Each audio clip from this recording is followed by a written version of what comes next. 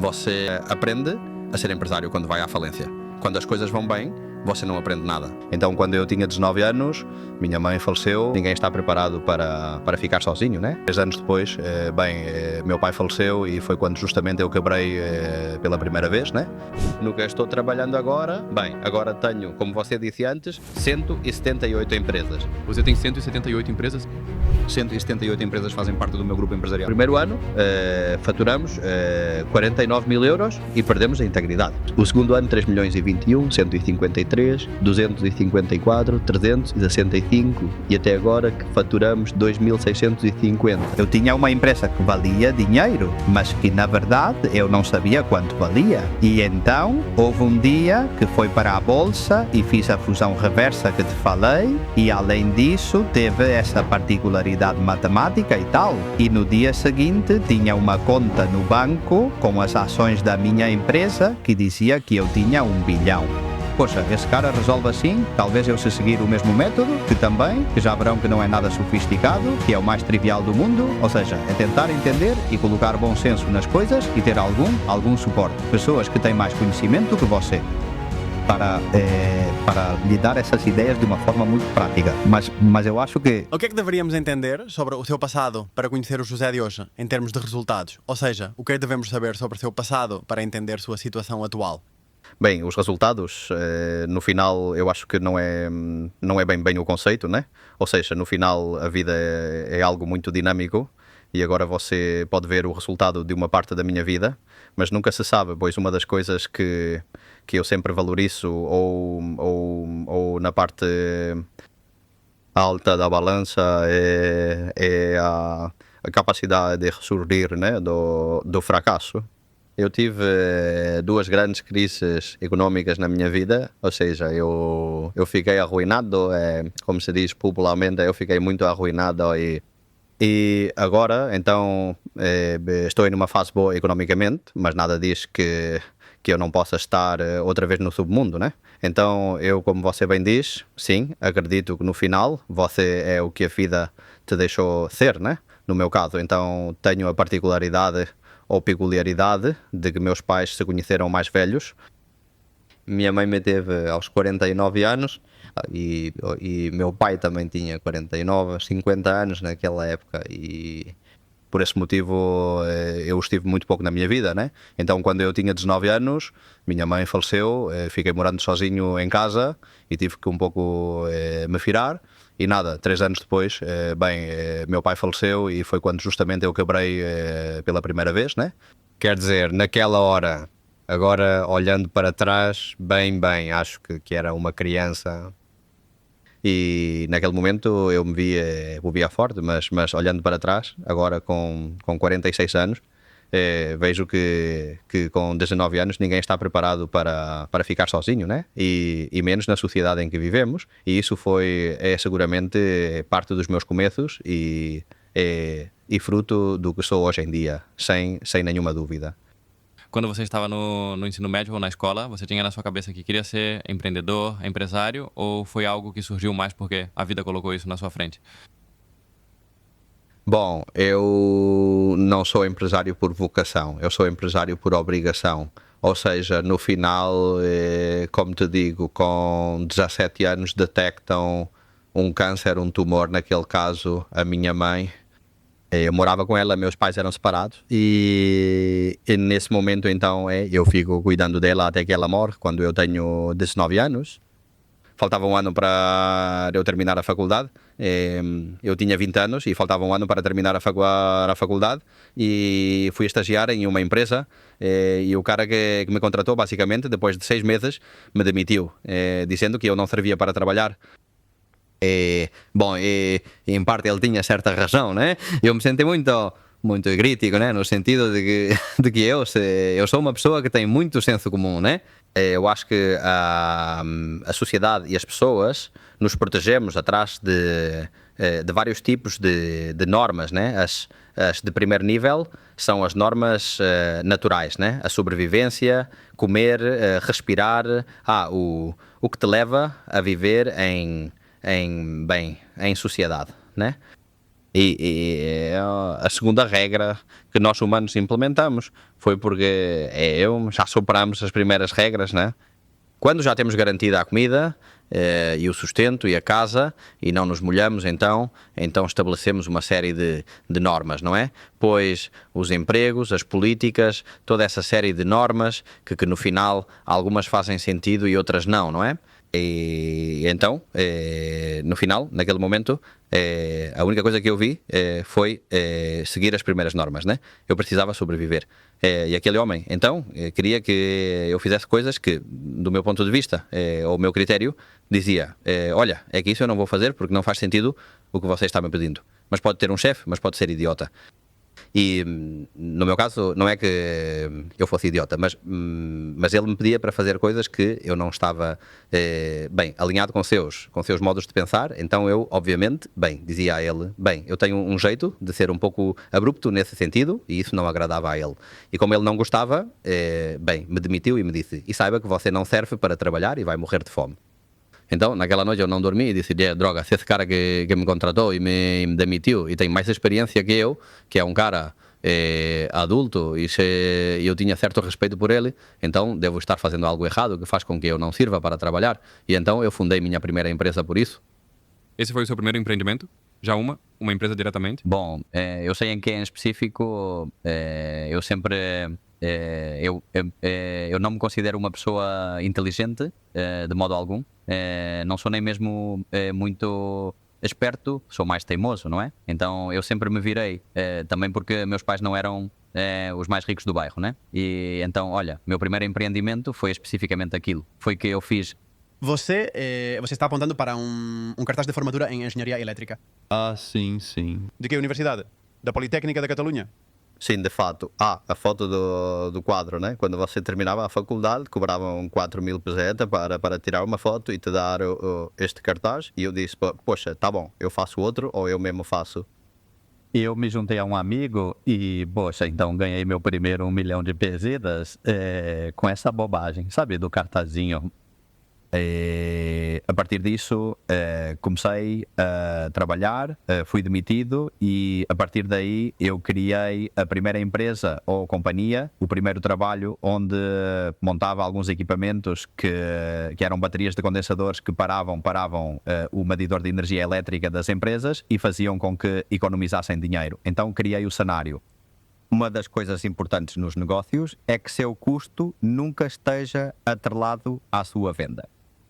Quando você é capaz, há duas coisas importantes, especialmente a nível comercial, né?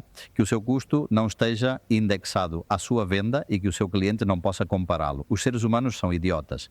Ou seja, se você viesse e vivesse em uma ilha e trouxessem para você pela primeira vez este sushi e dissessem que custa 1.000 euros por peça, você não teria como dizer se é caro ou barato. Você não pode comparar com nada. Claro, eles diriam, caramba, bem, sim, porque esse custa muito para fazer, tal, não sei o quê. Então, o argumento comercial sempre te faria, você ficaria com vontade de desistir, não é?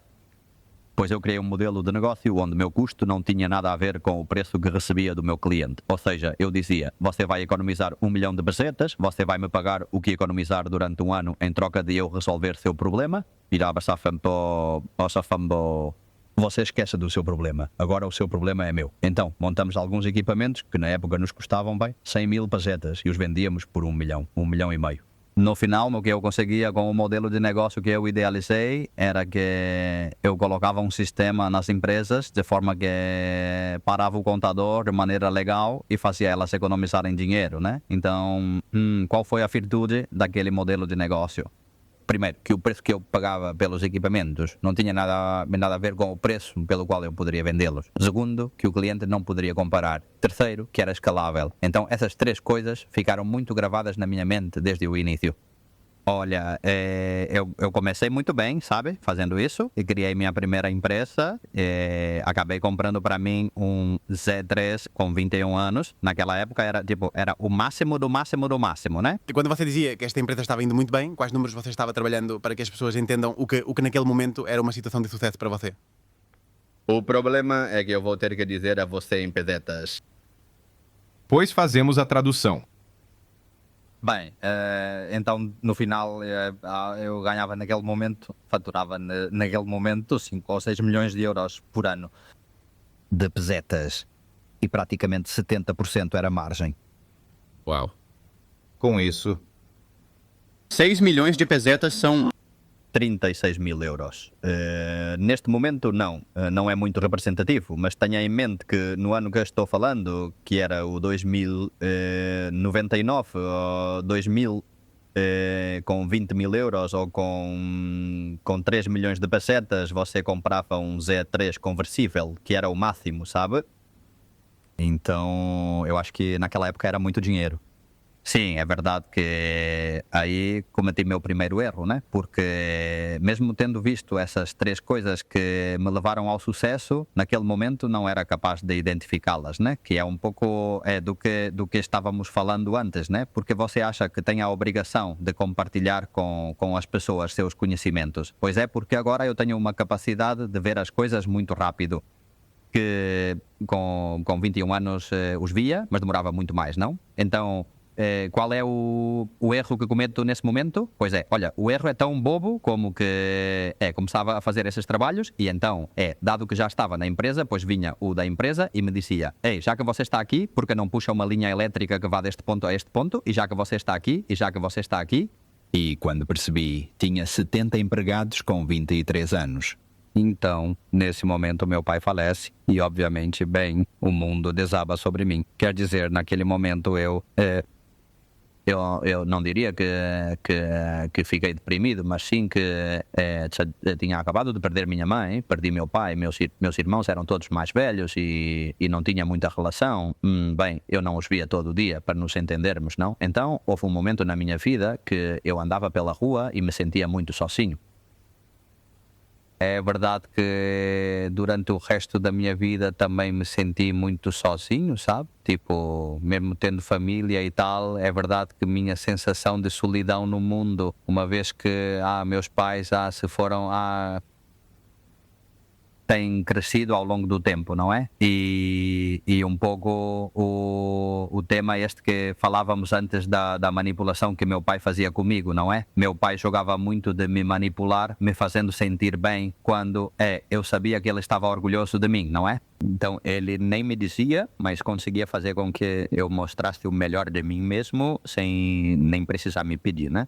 Então, acredito que esse conceito de sinta orgulho de mim, pai, eu tenho interiorizado durante toda a minha vida e isso foi o que em algum momento, várias vezes, depois me fez refletir o que meu pai teria pensado se ele me visse, o que meu pai teria pensado ao ver meus filhos e se o que meu pai teria pensado, né, vendo o que eu consegui então com os conhecimentos e atitudes que ainda está sozinho, não é? Isso de depender do seu pai, sem querer, faz você lembrar que ainda está sozinho.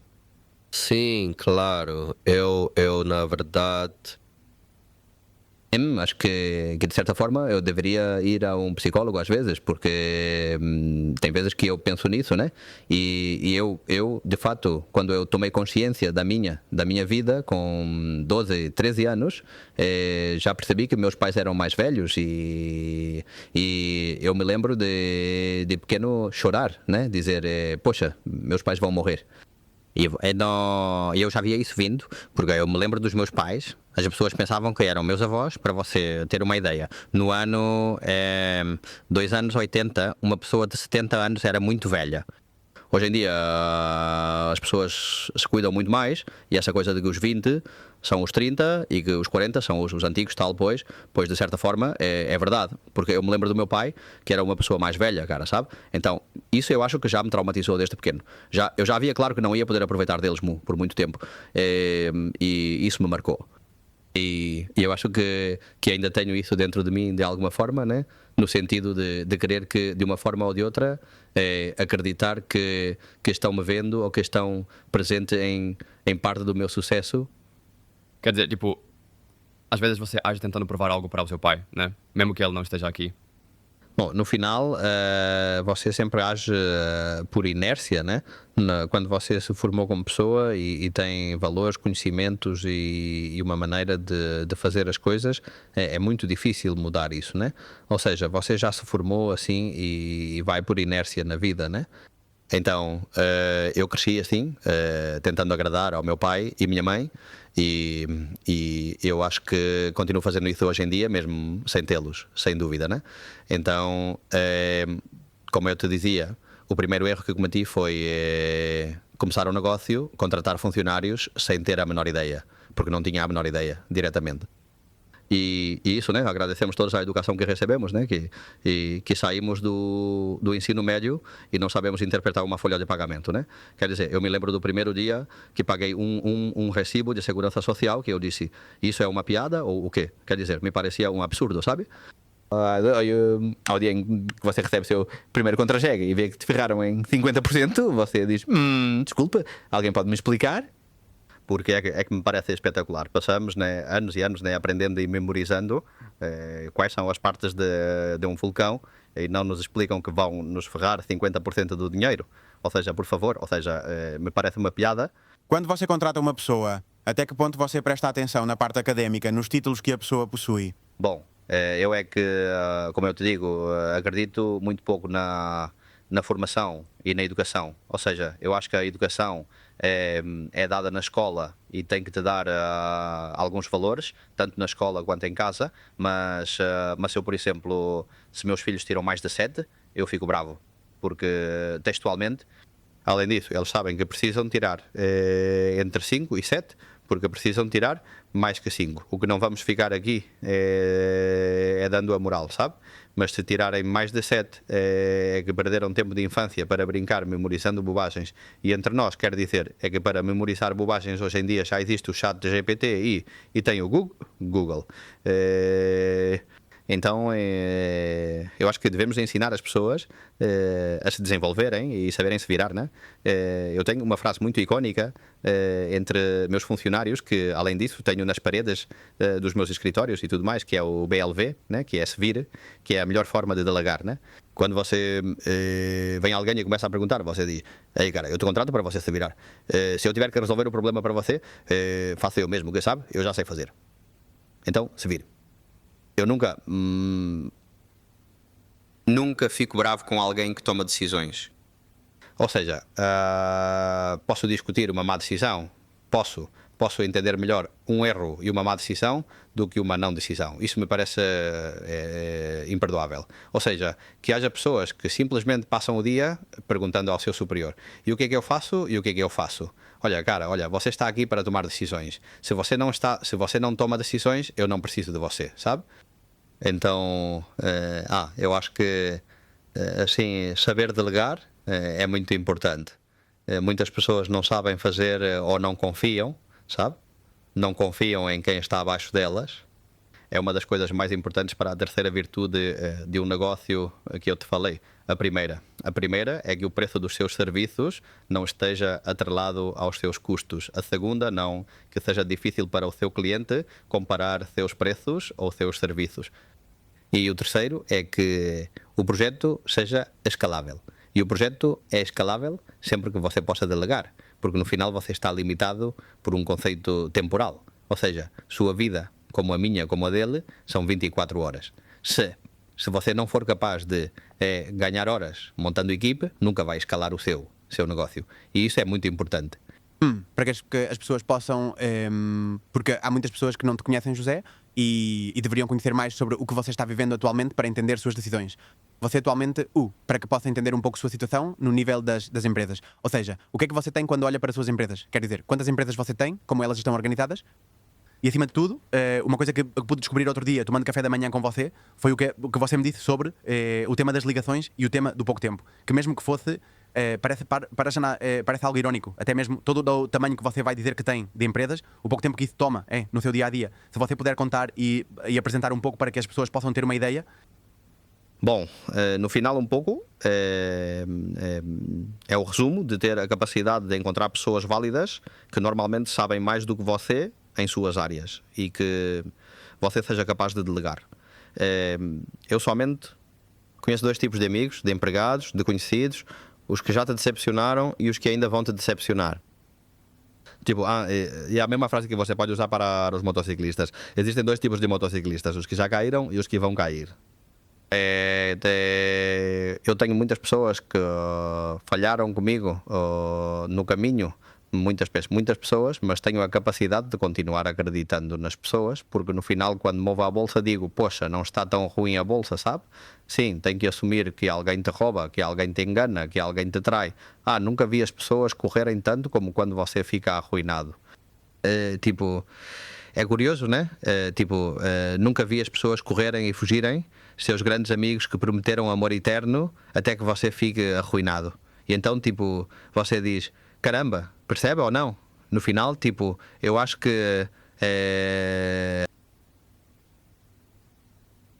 você aprende a ser empresário quando vai à falência. Quando as coisas vão bem, você não aprende nada. Ou seja, é muito fácil gerir uma empresa que realmente uma empresa grande, arruiná-la, você tem que ser bastante ruim, porque elas têm uma inércia tão grande que realmente é muito complicado chegar a arruinar uma empresa com certo volume, né? Mas gerir uma empresa grande ou pequena é uma situação complicada. Às vezes as pessoas me contatam bastante pelo LinkedIn e me perguntam, olha, eu tenho esse tipo de empresa, estou sobrecarregado, porque, poxa, quando as coisas vão mal, vão muito mal, né? Quer dizer, pessoas que me dizem, eu quero empreender. Bem, empreender é muito legal. E a parte de sair na publicação e na rede social sobre o que você vai empreender vai ser muito legal. Mas há dias em que você chora, hein? E há dias que você sofre. E há dias que você tem que demitir. Eu tive que demitir minha família da minha empresa. Tive que demitir pessoas da minha empresa que eram pessoas próximas. Tive que enfrentar amigos que era um momento, uma situação complicada. Me disseram, você tem que me dar uma mão e às vezes eu pude ajudar e às vezes não pude ajudar. Sabe, eu fiquei chateado com alguns amigos meus que não entenderam que eram meus amigos porque sim e não pelo meu dinheiro. Eu perdi um grande amigo de infância porque ele tinha uma empresa de serviços de pintura e não entendeu que eu não o deixei pintar uma das minhas casas, sabe? E eu o perdi e eu não entendi. Talvez agora, se eu pudesse voltar atrás, eu teria deixado ele pintar. Lá, sabe? Há algumas vezes que você toma umas decisões porque você acha que são normais, mas a outra pessoa não entende. E é isso que vai te levar a ser empresário e empreendedor, né? Que você vai deixar amigos pelo caminho, que você vai ver grandes amigos te trair, que você vai ver grandes amigos te venderem e que você vai ver amigos e familiares saindo correndo como almas que o diabo leva quando você falir. Ou seja, eu não vou contar porque ainda são minha família, mas posso contar algumas histórias, sabe? De muita risada, sabe? De muita risada. E essa é a sua parte, a parte a parte que você tem que acabar pagando, né? E então a vida, você decide em que vai ocupar sua vida, né? Ou seja, você pode decidir que vai ocupar sua vida sendo surfista e pegando grandes ondas. Você pode decidir se dedicar a isso profissionalmente.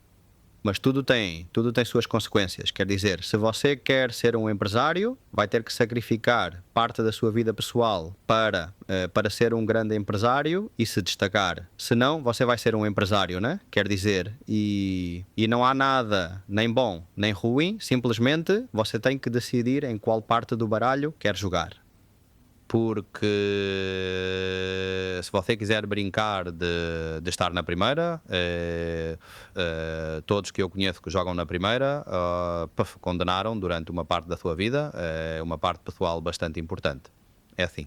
Mas você acha que é possível crescer de forma equilibrada na sua vida, fazendo um balanço entre vida pessoal, entre saúde, entre projeto económico? Pode haver um equilíbrio ou quando você chega a essas esferas tão altas é muito complicado manter esse ritmo de competição? Eu acho que no início é como quando você pega um foguete e quer sair da gravidade da Terra. Há um grande esforço que você tem que fazer para sair da gravidade. Uma vez que você tenha saído para o espaço, a coisa muda. Quer dizer, amanhã você vai sair o dia comigo e eu te disse outro dia que eu meço a qualidade do trabalho de um diretor-geral, de um empreendedor, de um empresário, de um CEO, pelo número de chamadas que recebe por hora de seus empregados, sabe? Se você vê um cara que está o tempo todo no telefone, situação ruim, pois esse cara não delega. Ou aqueles que têm por baixo é que não sabem tomar uma maldita decisão sem ele. Outra coisa é que você esteja comigo e na segunda-feira... Não, ninguém ligou. Bem, apenas a família ligou. O único que me ligou foi o da Amazon, acho. Eles tinham deixado o pacote. Então, isso é legal. Porque isso, como empreendedor, permite que você faça o que realmente importa, não é? Eu, no que estou trabalhando agora, bem, agora tenho, como você disse antes, 178 empresas. Você tem 178 empresas? 178 empresas fazem parte do meu grupo empresarial, sim. Como você consegue entender isso? Bom, então, como você lida com tanto? Na verdade, eu diria que provavelmente estou enganando vocês, porque não sei exatamente quantas eu tenho, sabe? Às vezes aumenta, às vezes diminui. E em empregos, quantos são? Houve um momento em que cheguei a ter 17 mil empregados e agora devo ter uns 13 mil, 12 mil, mais ou menos. É impossível calculá-los porque considero que em companhias como La Sirena há uma rotatividade de empregados entre pessoas que entram temporariamente, saem... Não, a verdade é que já há dois tipos de empresas, as de até 200 e as de mais de 200, não é? E esse limite é muito interessante e muito bacana. E tem vezes quando eu explico que as pessoas ficam perplexas, não é? Ou seja, normalmente quando você começa uma empresa ou um empreendimento, você é o que eu chamo de homem-orquestra. Você leva o saxofone, a bateria e o teclado e faz de tudo, faz as contas, faz o serviço, né? Você faz de tudo, não é? Depois você começa a ter um quarteto de flauta, certo? Ou tipo de violino. Você passa de ser o homem-orquestra para ser o violinista, né? E você tem seu quarteto ou seu quinteto de pessoas que te acompanham e vão todos com o violino e já estão todos mais organizadinhos e tal. E então chega um momento em que você tem que entender que há um salto qualitativo, que há pessoas que sabem fazer isso e há pessoas que não sabem fazer isso, que é que você tem que deixar o violino no sofá, você tem que deixar que outro toque o violino e você tem que pegar uma coisa que se chama a batuta. E isso é muito importante. E isso, do meu ponto de vista, eu acho que existem dois limites. Eu te digo agora que são as 200 pessoas, que é quando você já tem uma empresa suficientemente grande para ter todos os departamentos suficientemente organizados, não é? Amanhã iremos visitar uma das minhas e vocês verão. Nos departamentos de recursos humanos, um departamento fiscal, um departamento de contabilidade, um departamento comercial, um departamento de marketing. Está tudo muito organizado. Então você pega aí, pega a sua varinha e diz: senhores, toquem. Mas você era o cara do violino, cara. Então você pode tocar muito bem violino. Então, o que acontece com as pessoas que normalmente tocam violino muito bem, mas não são... Bons diretores, não? De fato, eles não são maestros. E ninguém os ensinou a ser maestros. Então, quando você tem que dizer ao cara para largar o maldito violino e começar a reger, muitas vezes alguns não entendem e continuam regendo e tocando o violino. Erro, sabe? Então, quando você chega a uma terceira fase, que é o que eu acho que consegui nos últimos 5 ou 6 anos, eu já não toco o violino nem as batutas do maestro. Eu já comprei o teatro e tenho várias orquestras dentro do meu teatro. Já tenho um tio que conduz e outros que tocam violino, certo? Então, o primeiro limite é quando você tem uma empresa de até 10 trabalhadores, de 10 a 200. Com 200 você já precisa largar o violino e começar a dirigir. E para dirigir você não precisa ter os mesmos conhecimentos nem as mesmas atitudes que para tocar violino. E quando você quer ter várias orquestras tocando ao mesmo tempo, bem, aí já é outro mundo, que é o que eu estou fazendo neste momento, não? Que eu tenho meus maestros em diferentes salas e eles são os que dirigem. Então, a única coisa que eu digo é: olha, este ano é a temporada de Beethoven e você vai tocar Beethoven e você vai tocar, bem outro, o Lago dos Cisnes. O que eu acho incrível, e acredito que as pessoas ainda não esperam, que se começarem a fazer contas em anos, talvez já tenham descoberto, mas o crescimento que você teve é algo que não sei se foi visto na Espanha ou muito poucas pessoas conseguiram, mas gostaria que explicasse desde quando começou a ir mais ou menos bem, ou desde a primeira falência empresarial até agora. Bom, na verdade eu me dei mal com 23. A primeira história eu já expliquei mais ou menos aos 23. Então refaço minha estrutura empresarial e consigo então recuperar a empresa que eu tinha. Também me recupero da perda do meu pai e tal, e tenho um período bastante frutífero entre os 23 anos e os 33. E em 33, que eu já tinha mais ou menos, estava quase largando o violino já e estava já dirigindo uma empresinha. Vem um tsunami que se chama a crise de 2008 e passa por cima de mim, e eu estava em uma praia e de repente vem uma onda muito grande e me deixou sem clientes, né? E nesse momento, sem esperar e com uma empresa, bem, com bastante presença, e já faturava naquela época 12 milhões de euros e tinha lucro e o resto, estava tudo bastante organizado, então de repente vem esse tsunami e eu fico sem clientes. E claro, eu me viro assim e vejo toda a minha parede coberta de uns papéis que se chamam notas promissórias, que eram uns papeizinhos bem curiosos que diziam pagaré, mas ninguém pagava, sabe? Quer dizer, aquilo era uma bomba e tal. E além disso eu tinha, bem, 2 ou 3 clientes que praticamente 90% desapareceram. E os que não desapareceram ficaram tão escassos que praticamente fiquei sem negócios, né? E naquele momento eu decidi... Naquele momento eu não só decidi, mas me lembro que foi no dia 18 de novembro de 2008, uma tarde caótica, chovia muito, tempestade forte, hein? Quer dizer, foi um dia difícil, 18 de novembro de 2008. E lembro-me que eu sempre ia a um gerente de banco na rua Tussé, e que era muito difícil. Era o diretor do escritório da rua Tuzed, do Banco Popular, que o cara me deu, eu tinha na agenda como o gordo, quer dizer, o cara era muito grande. Eu não sou muito grande também, mas o cara era muito grande e muito, muito gordo e, sabe? Dava medo. Já era um cara durão, sabe? E naquele dia ele ficava me ligando repetidamente. Toda vez que o telefone tocava, eu tremia. Porque toda vez que esse cara me ligava, eu ficava todo tenso, sabe? E aquele dia eu devia 250 mil. Minha conta estava no vermelho, 250 mil euros, e eu estava esperando um cliente me pagar com um cheque, né? E às 7h30 da noite consegui que me dessem o cheque e o cara não parava de me ligar. Então, se, né? Imagina um banco às 7h30 da tarde, onde já viu um banco que você esperaria, sabe? Então esse cara pega o telefone e digo, sim, já estou indo, que tenho o cheque. Ele disse, venha para cá e não demore.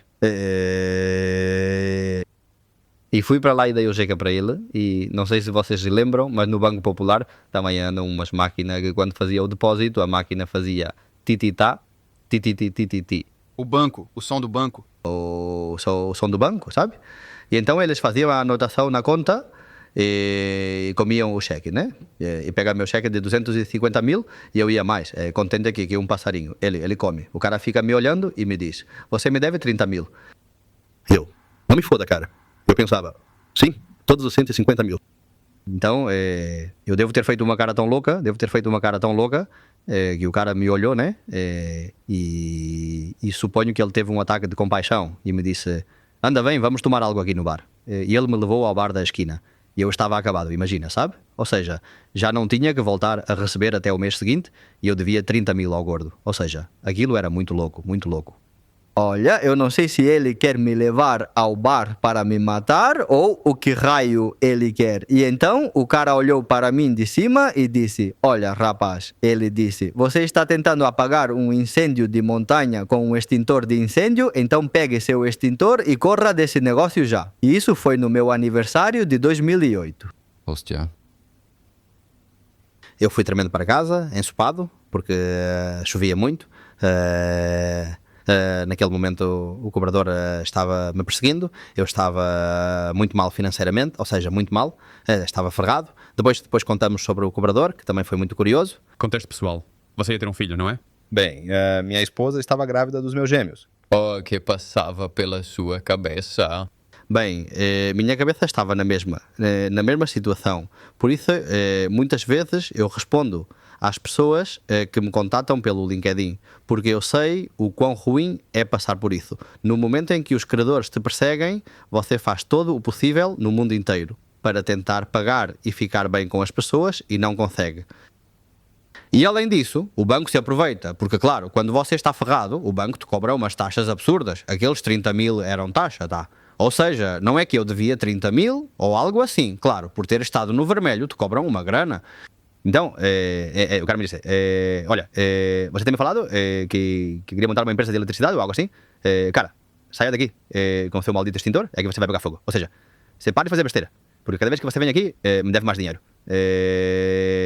Não me venha mais, posso vender motos de tal e saia deste tal. Então, naquela noite, eu não dormi e no dia seguinte fui onde almoçava com meus amigos e tal, que tinham empresas de instalações, e me sentei com eles às 9 da manhã com umas olheiras do caramba, não? Pois imagine, passei praticamente a noite toda chorando. É muito difícil, né? Estar por 10 anos montando uma empresa, assim que, sem ser sua culpa, tudo vá para o lixo e você não possa fazer nada. Sim, é muito foda. Então, naquele dia decidi que ia fechar. Cara, é muito difícil decidir que o que você esteve fazendo até os 33 anos, você vai parar de fazer de um dia para o outro. E conscientemente, né, dizer, a partir de agora já não vou fazer isso. O que você vai fazer? Se não faço a menor ideia, estava entediado com essa coisa de a companhia elétrica e tal. Na verdade, primeiro pensei em uma companhia de água, mas quando vi o que precisava, disse, não, droga, isso não pode ser, não? E então, com os últimos 3 mil euros que me restaram e com minha esposa grávida dos gêmeos, fui para Madrid para tirar o título de operador de mercado e montei uma empresa de eletricidade. Quando eu cheguei de Madrid, liguei para meu amigo Henrique, eu disse, Henrique, me empresta a conta de luz da sua casa, que eu vou-te vender eletricidade. Foi algo tão louco quanto isso. Meu amigo Henrique, que sabe que sou meio maluco, me disse, você está meio maluco, mas vou deixar passar, porque sei que você vai me vender energia. E ele foi meu primeiro cliente. Agora eu tenho 500 mil de clientes, para os quais eu cobro todos os meses. Vendemos luz de tarifa a Varsóvia, praticamente em toda a Europa. E no ano passado faturamos 2.700 milhões de euros em energia, sendo uma empresa listada. Isso é muito impressionante. Mas dito isso, e quero enfatizar, isso acontece uma vez na vida, ou seja, construir uma empresa assim, do nada, é muito complicado. Todo o resto que fiz é muito mais simples, ou seja, é verdade que eu fiz sem dinheiro, e naquele momento fiz sem dinheiro porque não tinha outra, nem um centavo, e não tinha outra opção e não tinha nada a perder. Mas se tivesse que começar de novo agora, tenho minhas dúvidas se com o que sei seria capaz nem mesmo de tentar, hein? Por outro lado, quando você tem dinheiro, é verdade que eu gastei 500 milhões de euros comprando empresas nos últimos anos. Então, bem, eu tenho muitas, mas porque eu fui comprando. Depois é tudo um pouco efeito bola de neve, né? Quer dizer, você tem dinheiro, é muito mais fácil fazer dinheiro, né? O dinheiro te dá acesso a certo poder e o poder te permite fazer negócios melhores e mais fáceis, né? Juan, nós falamos muitas vezes sobre o que é para nós a conscientização sobre o dinheiro. Viemos de carro até aqui, até a Catalunha, pensando em como íamos conduzir esta entrevista. E uma pergunta que tínhamos era, caramba, como teve que mudar sua mentalidade, quantas barreiras teve que quebrar em sua cabeça para passar de faturar em 2009, quando foi que faturou 49 mil euros?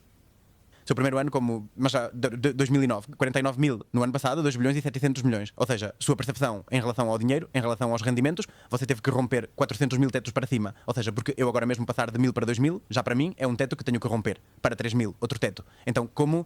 Bom, na verdade, sim, é verdade que você vai quebrando barreiras e vai quebrando o que você acha que são marcos inalcançáveis, mas os primeiros são muito mais visíveis que os segundos, sabe? Como eu te disse outro dia, em 2008, decidi em novembro de 2008 criar a empresa elétrica, fiz o curso e me deram a licença em julho de 2009. Durante todo o ano de 2009, foi muito curioso, porque, claro, cheguei do curso e o que restava da empresa de instalações era uma mesa, um computador de envelopes da antiga companhia. Tinha alguns clientes e tal, mas não fazíamos a menor ideia de como fazer uma conta de luz e tal, e comecei a fazê-las no Excel. Quer dizer, tínhamos o computador, imprimíamos, colocávamos no envelope e eu ia aos correios e as enviava, e esse era o negócio, não é? Ou seja, comprava energia de manhã e à tarde fazia notinhas e tal. Claro, quando chegamos a 2.000 clientes, percebemos que se continuássemos a colocar nos envelopes com a língua, íamos ficar sem língua. Ou seja, tivemos que comprar uma ensacadora e é assim. E foi assim de louco, cara, sabe? E então começamos a crescer. No primeiro ano, durante todo o primeiro ano, faturamos 49 mil euros e perdemos a integridade. O segundo ano, 3 milhões e 21, 153, 254, 365 e até agora que faturamos 2.650. Mas como há tanto crescimento de um ano para o outro, como você passa de 49 mil a 3 milhões, é um plano de marketing, é simplesmente uma questão de ser o momento certo no mercado. Foi muito louco porque realmente, como te digo, eu não fazia ideia sobre energia, mas nenhuma ideia, né? Então, como fiz para montar a empresa elétrica, bem, fui, aprendi a comprar e quando cheguei disse que não fazia ideia de como vender energia. E então o que eu fiz? Peguei o contrato da Endesa, é uma loucura, eu quase nunca contei isso para muita gente, mas eu peguei o contrato da Endesa diretamente, copiei, mudei meu nome e disse que agora, em vez de se chamar Endesa, se chama Horus Energia. E como eu não sabia calcular as tarifas, peguei as da Endesa e apliquei um desconto e pronto. E foi assim de louco, Depois você percebe que eu não tinha a mínima ideia, sabe? E se eu não me matei é porque Deus não quis. Mas você começa assim, ensaio, erro, ensaio, erro, ensaio. Erro, depois tenha em mente que percebi duas coisas que eram muito difíceis para as empresas. Compramos energia, hora a hora, dia após dia, durante 365 dias do ano. Então temos que comprar energia agregada de todos os nossos clientes. Se você tem um cliente, eu posso dizer, eu sei mais ou menos quanto você gasta por mês, sei quanto gasta por hora, porque você tem uma curva de consumo e tal. Mas claro, imagina que eu tenha que somar a sua, a de uma padaria, a de uma. Não sei, se você tem 3 ou 4 clientes, a probabilidade de errar é muito alta. Porque eu que diabos sei se você vai ligar a máquina de lavar agora. Você vê, é algo tão louco. Se você tem clientes infinitos, você tem a demanda nacional, mas se você tem clientes menores e tem poucos, então a probabilidade de errar é muito alta. E aí percebemos que não podíamos errar, porque se cometêssemos um erro grande, nos devolviam com uma perda e se ficássemos curtos, nos cobravam com uma taxa extra. E as empresas elétricas operam com uma margem muito, muito baixa. Então, se você cometesse um erro, a margem iria direto para o ralo e depois para piorar as coisas. Mas o que eu gosto, quando você pega um cliente elétrico, você é um banco. Você está emprestando dinheiro na forma de energia por 1 mês e meio, até que a pessoa recebe a fatura e decide pagar. Com isso você tem que prever se esse cara vai poder te pagar daqui a 1 mês e meio ou não. No começo as dificuldades são brutais, porque você vai vender eletricidade para um cara e ele não te paga. Vá atrás do cara. Eu a princípio, ia pessoalmente. Olha, você me deve? Sim, claro. É que era tão louco quanto isso. Até que eu tinha 500 clientes, eu ia pessoalmente. Eu sabia o nome dos caras que me deviam o dinheiro da luz. Opa! Como está? Você pode me pagar? E tinha uns caras que tinham fechado o bar. Você chegava lá com a prostituta e isso é ensaio. Erro total, porque eu tive que desenvolver um algoritmo que calculava a probabilidade de eu ser pago pelas suas formas de pagamento. Ou seja, historicamente e tal, eu tinha que saber que aquele cara seria capaz de me pagar e não errar em muitos. Em alguns eu erro, mas eu deveria ser capaz de fazer isso. Então foi muito louco, muito louco. Deixa na empresa da companhia de luz e outros, quando decide largar o violino. Em que ano você decide já? Tipo, isso é sobre o ego e eu já vou. É que a companhia de eletricidade, o violino, foi muito rápido.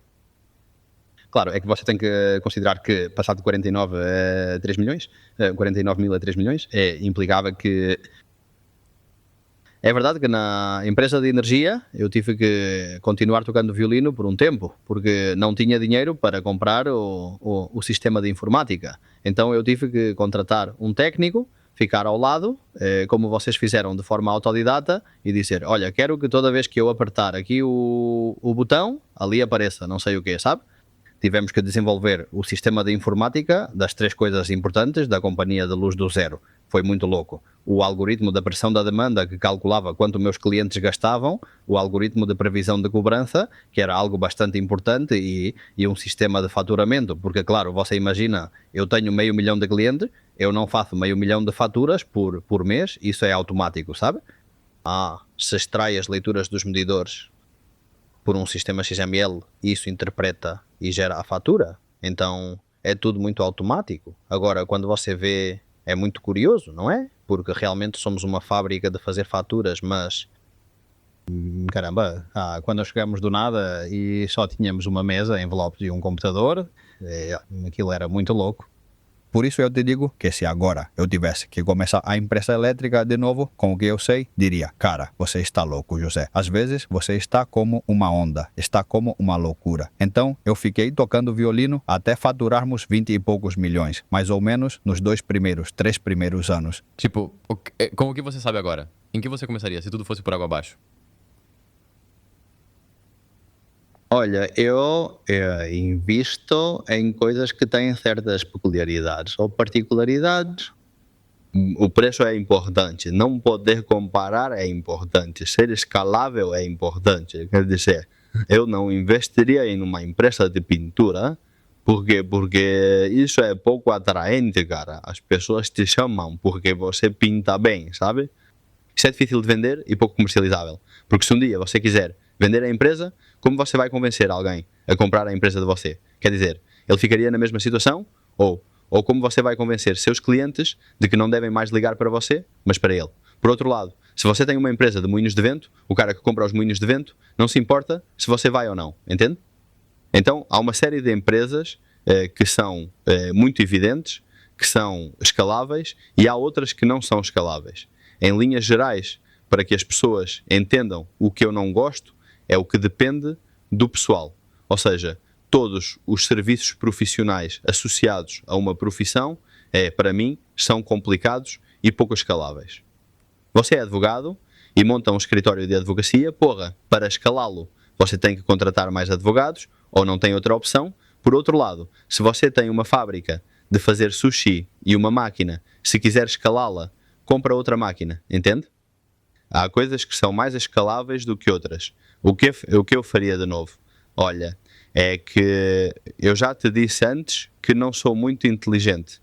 O que eu faço melhor é pegar coisas que funcionam bem e torná-las um pouco melhores. Eu, uma vez já passei de ter uma ou duas empresas a ter muitas e a ter uma equipe que se dedicava a comprar e vender empresas e a fazer negócios transacionando empresas, o que me dei conta é que realmente, primeiro, a gente tem que aprender, né? A conhecimento, é preciso adquirir um conhecimento para comprar e vender empresas. Mas depois também é muito complicado gerenciar a entrada em uma nova empresa, né? O que quer dizer é que quando eu começo a procurar empresas, não é? E agora meu negócio é investir, pois o património que eu tenho em diferentes ativos, e eu sou um cara que me considero bastante empresário, e eu gosto de ter empresas mais do que ter dinheiro em uma conta. Acho que existem 3 tipos de investimentos, há muitos, não é? Mas vamos simplificá-los em 3 tipos de investimentos para que entendam o que eu faço e o que eu não faço. Olha, do mais difícil ao mais fácil, tá bom? O mais difícil, olha, as startups. E eu me considero um inútil, não sou capaz de investir em uma startup. Porquê? Porque me parece tão difícil que alguém invente um novo modelo de negócios. É tão improvável que isso funcione, que é que me parece muito difícil que eu acerte em um investimento. E vou-te dar um exemplo, né? Todo mundo cortou batatas em fatias a vida toda e comeu batatas em fatias. E agora vem um jovem que é um craque e diz que a partir de agora as batatas vão, em vez de em fatias, laminadas em forma de L. E que a partir de agora isso é muito mais saudável, não? E que todo mundo vai começar a comer as batatas em forma de L. Cara, a vida toda estamos comendo as batatas em rodelas. Parece complicado para mim. Olha, teve gente que arrasou. O BNB, o Facebook, o tal, Pascoal. Mas parece muito complicado para mim. Isso parece muito complicado para mim. Eu não invisto nesse tipo de empresas. Segundas, empresas mais complicadas, empresas que vão mal, né? A típica empresa. Não, isso é uma oportunidade porque vai mal. Olha, cara, se vai mal e o cara que a gerencia, que está há 20 anos antes de você, não sabe fazê-la funcionar bem, por alguma razão sabe? Quer dizer, você não vai ser o mais esperto do pedaço. Então, só me aconteceu 2 vezes que comprei 2 empresas que estavam indo mal e com muita coragem e muito trabalho consegui consertar. Mas com muita coragem, muito trabalho e muito dinheiro, hein? Para virar uma empresa que está indo mal e fazer ela ir bem e acreditar que é uma oportunidade, você tem que ter uma sorte incrível. O normal, se você comprar uma empresa que está indo mal, é que você chegue e a faça ir pior. Isso é o normal. O outro é normal, só para deixar claro. Há pessoas que, não, este bar não está indo muito bem, mas vou fazer aqui umas batatas a rolanchas que vão bombar. Dizendo, olha, normalmente o bar fecha em 2 semanas, sabe? Então eu nunca compro conscientemente empresas que estão indo mal. Algumas vezes comprei uma empresa que achava que estava indo bem e acabou que não estava e tive que consertar. E isso é muito complicado. E a única coisa que faço mais ou menos bem, mas que também não é incrível, porque os fatos falam por si do que fiz no ano passado, que cometi erros em vários investimentos e tal, comprar empresas que estão indo bem e que eu acho que, mudando 2 coisinhas, posso fazer com que funcionem um pouco melhor. É isso, é a única coisa que sei fazer. Mas, José, as empresas que estão indo bem são vendidas? Todas as empresas são vendidas, claro. As que estão indo bem são vendidas por um preço mais alto do que as que estão indo mal. Mas para mim são muito mais baratas. Quer dizer, eu prefiro pagar a mais por uma empresa que está indo bem do que pagar €1.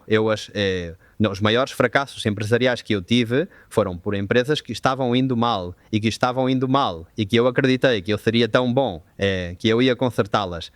Eu, de verdade, acho que a gestão empresarial é algo muito sério e muito difícil e a experiência das pessoas tem que ser valorizada. E normalmente quando uma empresa não vai bem, nem sempre é porque o cara que a lidera é um idiota. Às vezes o setor está complicado, às vezes o setor é difícil, às vezes há muita concorrência, sabe? Então eu acho que você precisa analisar primeiro o que está comprando, né? Qual foi o maior investimento que você fez em uma empresa? Olha, eu acho que o maior investimento que uma empresa fez foi comprar minha empresa de energia elétrica na Holanda por 110 milhões de euros. Mas enfim, eu gastei 500 milhões nos últimos 4 anos em empresas. Estão todas indo bem e ficando um pouco melhor ou é tudo mesmo? Olha, vou-te dar um exemplo. Por exemplo, o caso da Sirena, congelados da Sirena e tal. Essa empresa há 1 ano e meio pagou 100 milhões de euros. Esses são estes números que realmente não conseguimos entender. Eu tenho que te dizer que às vezes eu olho para trás, cara, e fico assim pensando. Você fica de queixo caído, né? Eu fico surpreso eu mesmo. Digo, estou louco de passar dos limites. É que é muito louco, muito louco, muito louco. Pois estou muito contente por congelar a sereia, porque achamos que tenho de te dizer também outra coisa. Sempre que eu acabo comprando uma empresa é porque me engano. Nunca compro uma empresa pelo preço que acho que vale. Sempre acaba pagando a mais. E isso aconteceu comigo. Aconteceu comigo na Holanda, onde paguei cerca de 20 milhões de euros a mais, e em Siena, cerca de 15 milhões de euros a mais. Porque isso já daria para outro podcast, como calcular o valor de uma empresa. Para negociá-lo, você precisa calculá-lo. Então, na Siena acabei pagando um pouco a mais, mas foi devido ao Covid. E se vocês quiserem um dia, eu explico como chegamos lá, o que gostei da empresa. Mas, basicamente, o que quero dizer sobre a Sirena é que é uma grande marca, uma grande empresa. Há pessoas muito motivadas dentro da empresa e eu acho isso legal. As empresas, normalmente, são um reflexo das pessoas que trabalham nelas. Além disso, identificamos qual era o problema, o caso, como dissemos antes, porque sou quem sou e porque estou aqui como estou. Pois a Sirena é exatamente o mesmo. A Sirena foi uma empresa que foi vendida no seu momento muito endividada, que levou à crise do Lehman Brothers em 2008, que ficou muito endividada. Era uma boa empresa que ganhava 10 milhões de euros por ano, mas que ficou com uma dívida de 100, então, claro, era incapaz. Não conseguia gerar apenas para os juros que vinham por sua dívida.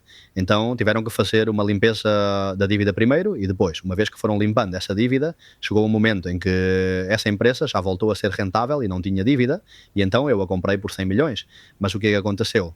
Que enquanto foram fazendo a limpeza, não investiram na manutenção. Pois temos lojas que estão um lixo, então nos demos conta que vamos ter que investir durante 3 anos modernizando as lojas para atualizá-las. E é muito grata a empresa, porque primeiro você vê, as empresas têm espírito, têm alma. E é curioso porque chega um momento em que você é capaz de falar com a alma da empresa. E a Sirena é uma empresa que tinha a alma penitente. É uma empresa que tem 40 anos, faz 40 anos este ano. Que imagine uma empresa com 1.200, 1.300 empregados que já passaram por tudo de não saberem se vão receber o salário no final do mês.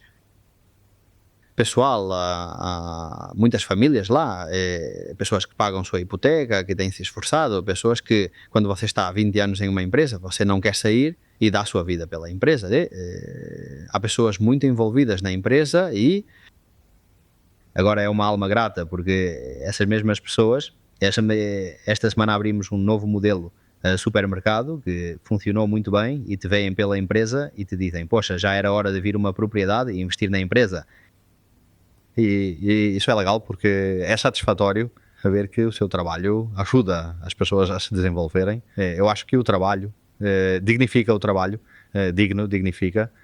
O trabalho indigno não tem que dignificar, mas sentir-se bem, sentir que você faz um bom trabalho e que o seu trabalho é um legado para seus filhos e você é um exemplo para seus filhos, não digo isso por mim, mas pelos empregados dessa empresa, então acho que é bom. E se você der oportunidades para esse tipo de pessoa, eu acho que isso é legal. Você te deixa dormir bem à noite para que... As pessoas entendem, com as empresas que você adquire, qual é o objetivo, que você as revaloriza e as vende novamente. Eu sou muito bom comprando e muito ruim vendendo. De fato, vendi muito poucas empresas. Vendi algumas. E a verdade é que, sim, vendi uma empresa de cogeração, vendi uma ou outra, mas sou mais de ter empresas do que de vendê-las. Então, sou mais de ter empresas e ganhar dinheiro com elas do que de valorizá-las e vendê-las. É verdade que quando apareço na famosa lista da Forbes, e para esclarecer o assunto, pessoas colocam uma lista lá e dizem que esse cara tem tanto dinheiro. Não é que você tenha esse dinheiro na conta. O que você tem é um patrimônio, ou alguns ativos, ou um dinheiro investido em empresas por esse valor. Mas eu não tenho esse dinheiro em uma conta bancária. Naquele momento, qual era o número que você dizia ter? Bem, naquele momento, no primeiro momento, 1 bilhão e 300 milhões, porque uma das minhas empresas, apenas a companhia elétrica, chegou a valer 1 bilhão e 200 milhões na bolsa, então era fácil que eu passasse dos 2 bilhões. Mas você não os tem, você não tem uma conta com 1.000 milhões de euros na conta. O que você tem é uma empresa que trabalhou, que tem muitos trabalhadores e que tem muito faturamento, um monte de problemas que valem esse dinheiro. Isto sim é mais ou menos verdade. E que o valor do dinheiro, no meu caso, é ditado pelo mercado, é ditado pela bolsa, que é soberana nesse sentido.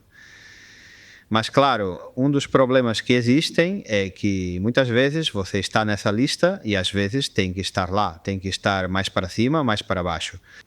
E um pouco os critérios de como essa lista é formulada, bem, se você entende, acho que é bastante confiável, mas não estão todos que deveriam estar. Para você, é uma sacanagem ou um privilégio aparecer na Forbes? Olha, eu acho que a Forbes alimenta bastante o seu ego. Eu acho que a Forbes tem duas coisas boas. Uma é que todos os empreendedores temos uma parte do ego que precisamos nutrir-nos cada dia que saímos num jornal ou cada dia que se reconhece nosso valor como empreendedores. Agora já não somos empresários, somos empreendedores. Ou quando alguém te dá um prémio ou te avalia de forma correta em uma notícia, isso te gera ego. E no meu caso, alimenta o ego do meu pai. O fato de que meu pai esteja orgulhoso de mim. E a outra coisa que a Forbes te dá, especialmente em nível internacional, não consigo lembrar a palavra agora. E predisposição das pessoas. Não é tanto a predisposição, mas sim, se não... Eles abrem portas. Quer dizer, estar na Forbes, às vezes, implica que quem te conhece presume que você é um bom empresário, porque está na Forbes. né? Não consigo lembrar a palavra exata agora, mas é como um status de privilégio em relação a quem não está. Se você está na Forbes e se mantém, alguém considera que suas palavras têm mais valor do que as de alguém que não provou isso antes. Ou seja, a Forbes é uma etiqueta que te colocam quando você atinge um certo marco. Então, você tem a da... no meu caso eu tenho a da Forbes e a dos bilionários, mas também estive na dos bilionários e agora este ano não estou, porque a valorização das minhas empresas sobe e desce e os jornalistas já cuidam de dizer que já não está na dos bilhões, mas é um clique que como empreendedor te permite chegar ao México e não ter que explicar às pessoas quem você é, porque você coloca meu nome no Google e sabe em que posição da lista da Espanha eu estou. E além disso, minhas empresas são cotadas e você sabe quanto valem e quais são. E José, houve um momento em que as pessoas, você aparece na Forbes, praticamente o que você nos diz, que você anda na rua e não é reconhecido, mas digamos que você ficou um pouco mais no olhar público quando tudo aconteceu com o Barcelona. Se você quiser colocar as pessoas em contexto de porquê isso acontece e como isso afeta o barulho que você gera. Porque você era uma pessoa completamente desconhecida, que você já é um projeto louco por trás, mas agora de repente era como, olha, esse é o que estava por trás do Barça. Quer dizer, como você vive esse momento e como é essa experiência para você? Bem, no final das contas, a questão do Barça também é resultado de uma promessa que fiz a uma pessoa que na época considerava meu amigo, que era Eduardo Romeu, que quando veio trabalhar comigo me pediu várias coisas e uma delas foi que eu o ajudasse a ser presidente ou diretor do Barça. Então quando ele coloca, quando diz que minha empresa vale mais de 1 bilhão, então quando eu me proponho isto em 2015, me diz, e quando valer mais de 1 bilhão, quero que... E eu digo, olha, quando valer mais de 1 bilhão, como se quiser que a vovó fume, sabe? Então, o que aconteceu? Que depois de 3 anos, minha empresa valia mais de 1 bilhão e tinha o cara batendo na porta. Tudo bem, né? Do meu escritório e me disse, aqui tem do meu, aqui tem do meu. E desde aquele momento eu poderia ter dito a ele, olha cara, foi uma brincadeira e pronto. Mas achei engraçado e eu realmente, meu pai sempre me dizia que apertar a mão de alguém é mais importante do que assinar um contrato. E eu disse, olha, vou fazer o possível para tentar cumprir, na medida do possível, o que te prometi, né? Sabendo que quando te prometi eu pensava que não ia acontecer, ok? Então eu digo, pois olha, vai falar, porque eu sou um cara muito competitivo, não gosto de perder nem em bolinhas de gude, e então eu lhe disse, vai falar com aqueles que vão participar e vamos ver como isso funciona. É assim que eu faço todos os meus empreendimentos, meus negócios, não é? No final, se quero fazer uma plantação de alfaces, o que eu faço? Vou ver um cara que tem uma plantação de alfaces, sento com ele e digo, me explica. E tem vezes que o poder, né, e o dinheiro te permitem comprar a empresa e pegar um atalho.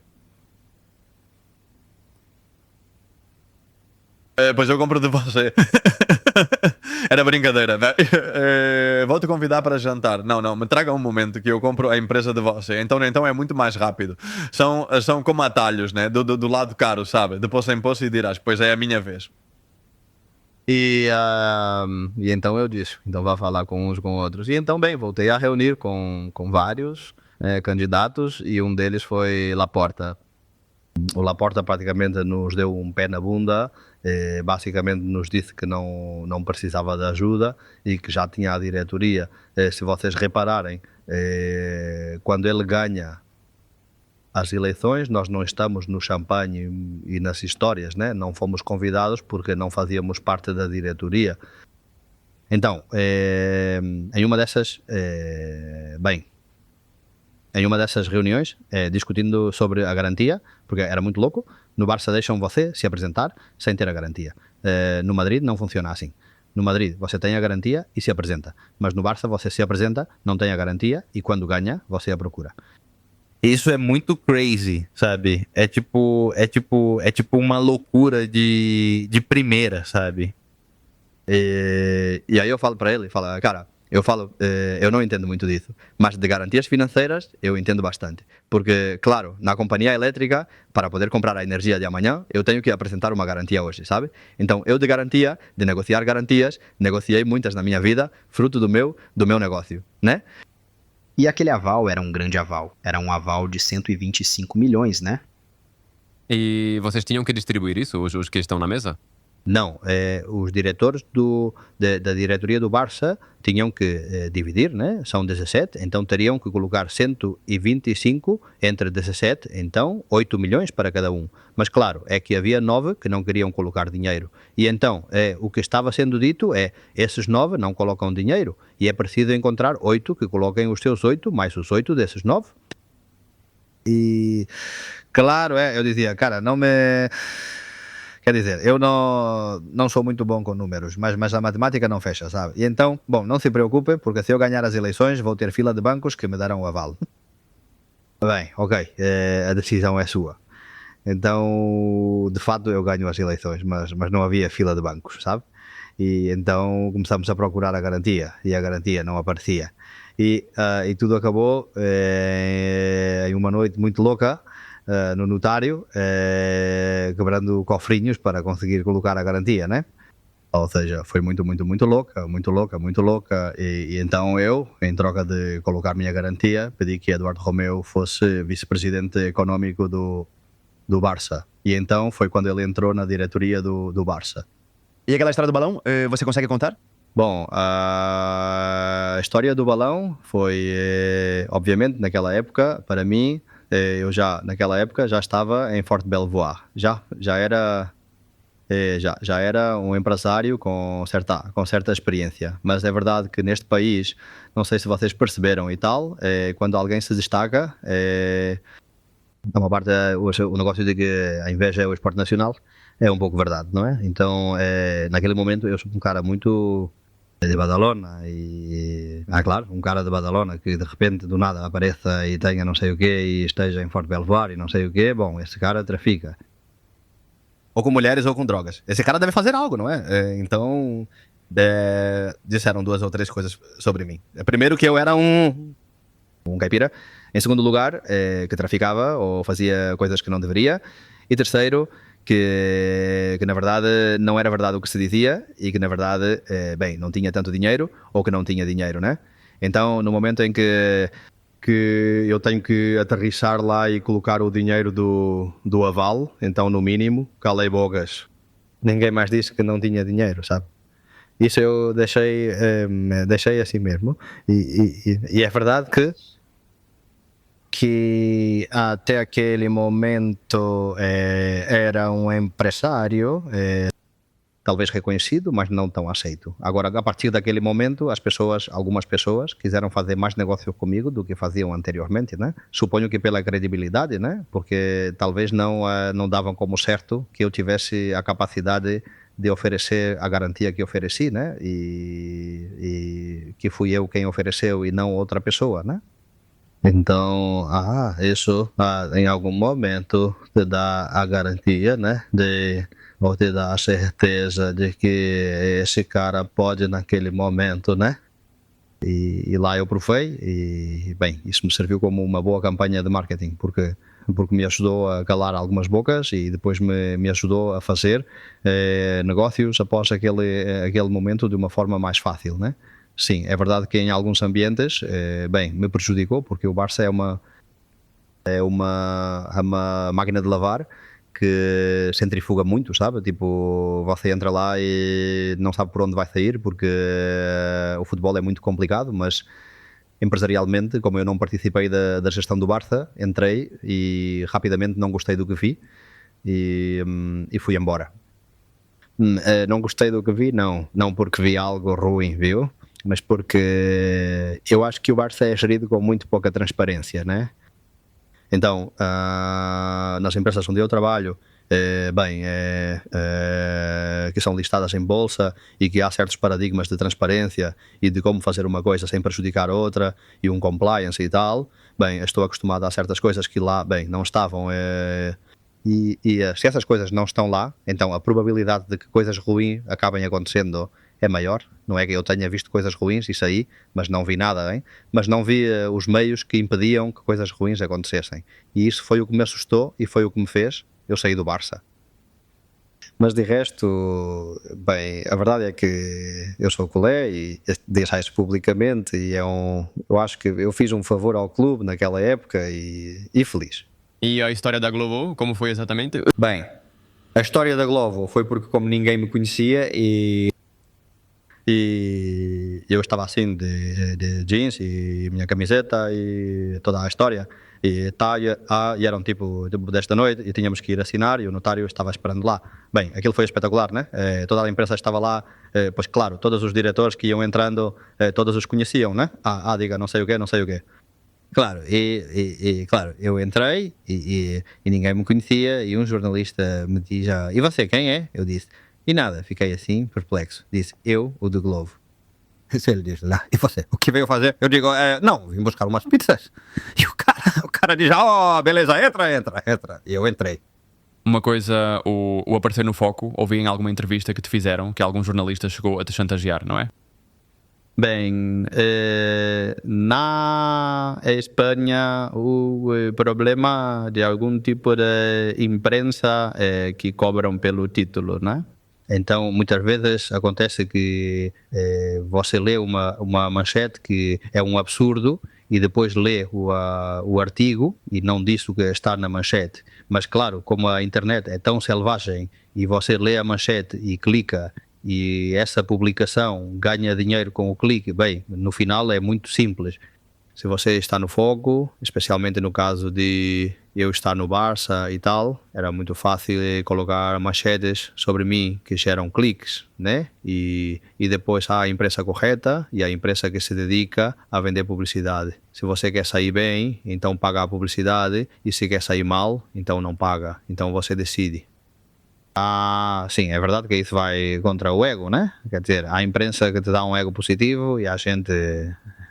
imprensa que te gera bile negativa, sabe? Que você acorda às 8 da manhã com uma manchete dessas e te dá na mãe que pariu de jeito nenhum, né? Normal, sim. José, para que as pessoas possam te conhecer, agora mesmo com 178 empresas, 3.000 funcionários, ou não sei quantos são, como é um dia na sua vida? Pois, você pode nos contar um pouco desde que você acorda, a que horas você acorda, até quando você vai dormir, o que é que acontece na sua vida, porque... Cara, vamos lá, se eu estivesse ouvindo um podcast, se eu estivesse onde as pessoas estão nos ouvindo, eu diria, esse cara, como será a sua vida? Tipo, ele vai a 178 lugares todos os dias, ou como ele faz isso, né? Não, normalmente eu, quando decidi ter maestros, decidi delegar as funções de direção aos meus maestros. Então, o que eu faço, basicamente, é pensar para onde quero que minhas orquestras vão, não é? Decidir qual ópera vamos fazer nesta temporada e qual ópera sim, qual ópera não. E como vamos crescer, se vamos comprar outra empresa ou não. Essas decisões eu que tomo diretamente. E o que faço agora, basicamente, é pesquisar, comprar, gerar novos modelos de negócio que depois eu passo para eles e eles têm a obrigação de escalá-los, certo? Eu vou experimentando coisas, então... Amanhã, se vocês me acompanharem, vão ver que estou em vários projetos. Vamos visitar algumas das empresas, que é o que costumo fazer. Ou seja, despacho com eles normalmente, né? Bem, então talvez normalmente eu me levanto, depois de levar os filhos para a escola. Então o que costumo fazer é ir despachar, tomar café da manhã com um dos diretores gerais de uma das empresas mais importantes. Café da manhã com ele e tal, faço uma hora de inglês, porque uma das coisas mais importantes que temos os espanhóis, em detrimento de outros países, é que falamos muito mal inglês e que se você quer sair para fora, então você tem que falar muito bem inglês. Mas saber inglês muito bem é saber interpretar uma piada em inglês, sabe? Não é o I am you are, isso não te serve para nada. E então depois eu tento fazer algum exercício também, se eu puder fazer pela manhã, prefiro pela manhã do que à tarde, porque... quanto mais horas passam, mais provável é que eu não faça à tarde. Amanhã treinaremos. Não, amanhã tentaremos treinar um pouco bem e depois basicamente vou visitar algumas das empresas, mas mais do que a empresa em si, aos diretores porque são os que me dão feedback de como estão as coisas, se é preciso tomar uma decisão. Normalmente, quando as decisões chegam até mim, elas são bastante caóticas porque já passaram por tantos filtros que quando chegam até mim é porque já não há outra alternativa e normalmente são decisões difíceis que tenho que acabar tomando, né? Mas no dia a dia a verdade é que tenho tudo bem organizado. O que mais me surpreende é que você consegue criar uma empresa que fatura 2.000 e poucos milhões e na sua cabeça é uma boa ideia se envolver em mais complicações de adquirir 178 empresas. Isso faz parte de você ou você achou necessário continuar crescendo por aí? Como você decidiu dizer, caramba, meu novo desafio vai ser pegar uma empresa, escalá-la e vendê-la ou fazer algo assim?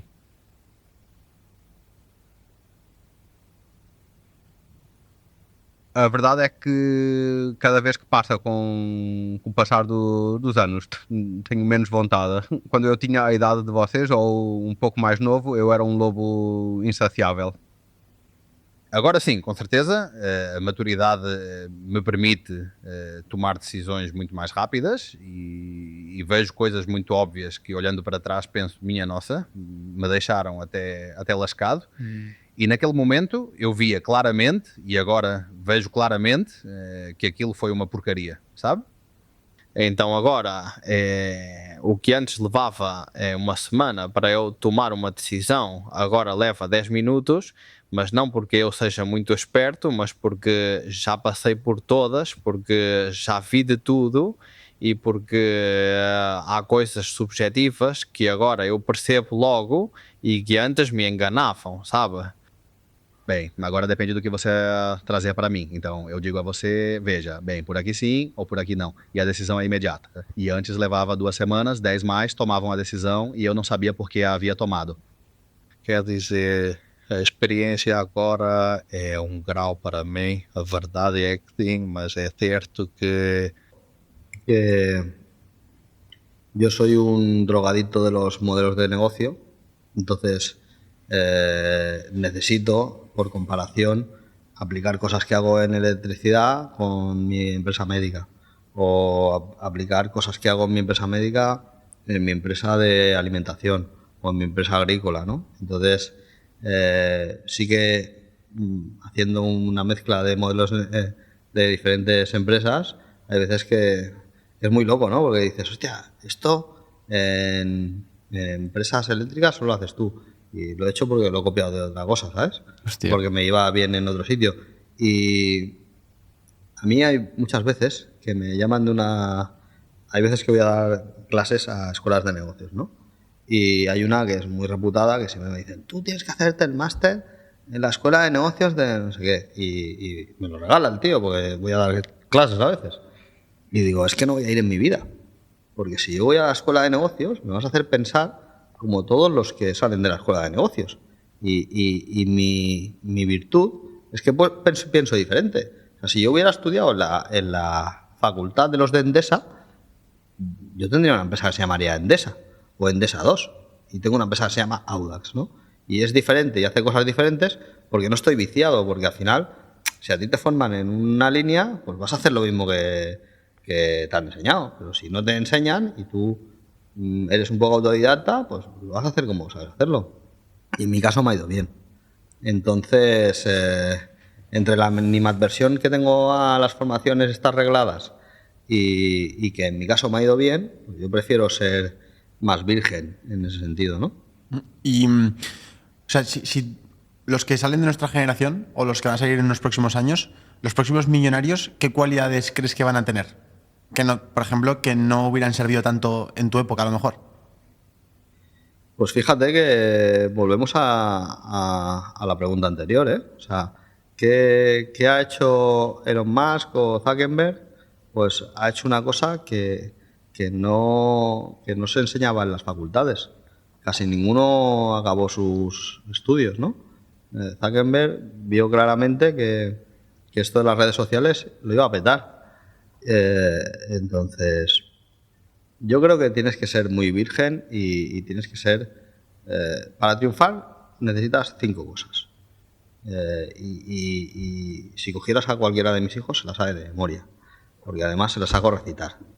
O sea, la primera es ser buena persona. O sea, y lo dice Zuckerberg. O sea, ellos decidieron montar la empresa sin ser malvados. Lo dicen así en el capítulo este que tal. No hay que hacer cosas malas para poder triunfar en la empresa. De hecho, yo lo denomino ser buena persona, aún sabiendo que siendo buena persona vas a dejar cadáveres por el camino. Es imposible que en la vida no dejes cadáveres aún intentando no dejarlos. Porque hay veces que tienes que tomar decisiones duras y si estás de directivo vas a tener que tomar decisiones muchas veces que conlleven algún tipo de agravio para alguien. Pero a rasgos generales intenta ser buena persona. Porque la vida es muy perra. Y si eres mala persona va a haber alguien en la esquina esperándote. Y si te vas dejando muchos cadáveres, cuantos más cadáveres, más probable es que alguien te esté esperando en la esquina.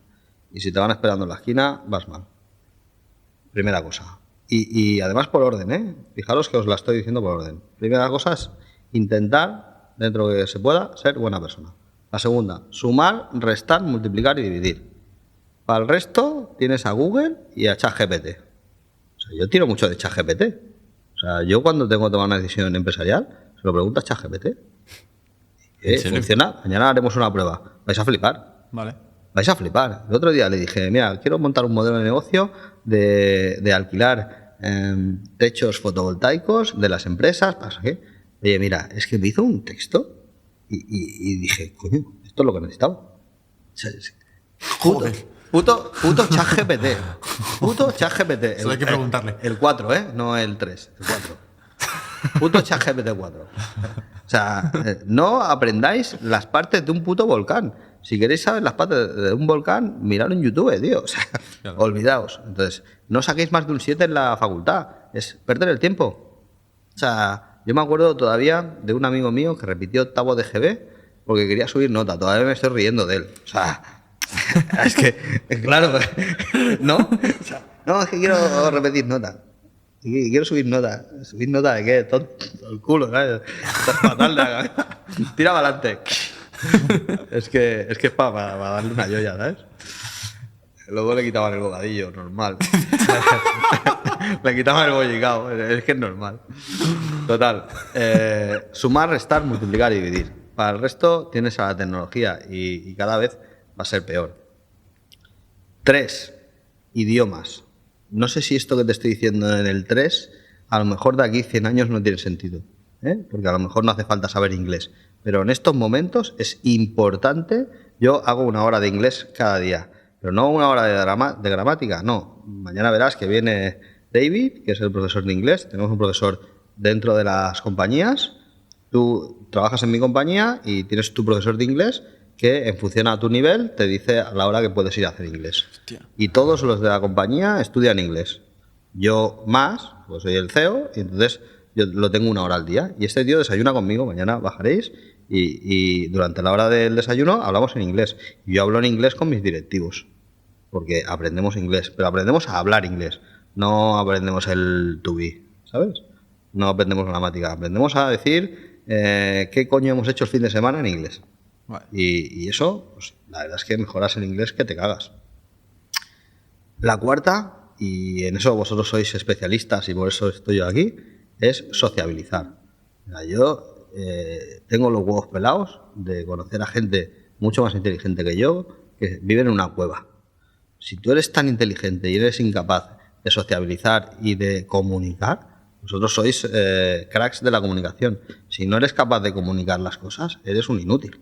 O sea, todo lo que haces no vale para nada. Porque los seres humanos tenemos una gran virtud que es sociabilizar y comunicar. Si no lo comunicas, o sea, puedes ser el mejor de lo que quieras, no vas a ver ni Dios. Y la quinta, que es la única que no depende de ti, es la suerte. Y la suerte, yo he cambiado de opinión durante muchos años de mi vida, ¿no? Yo había veces que, por falsa modestia, cuando la gente me preguntaba, oye, tío, ¿cómo has logrado hacer esto en tan poco tiempo? Y yo decía, suerte. Los cojones 33. No hay suerte. O sea, la suerte es el punto donde se unen el azar y el conocimiento. Y me voy a explicar. O sea, la suerte es un tema aleatorio y pasa 1 de cada 10 veces. Si tú eres surfero, 1 de cada 10 olas va a ser una ola de puta madre.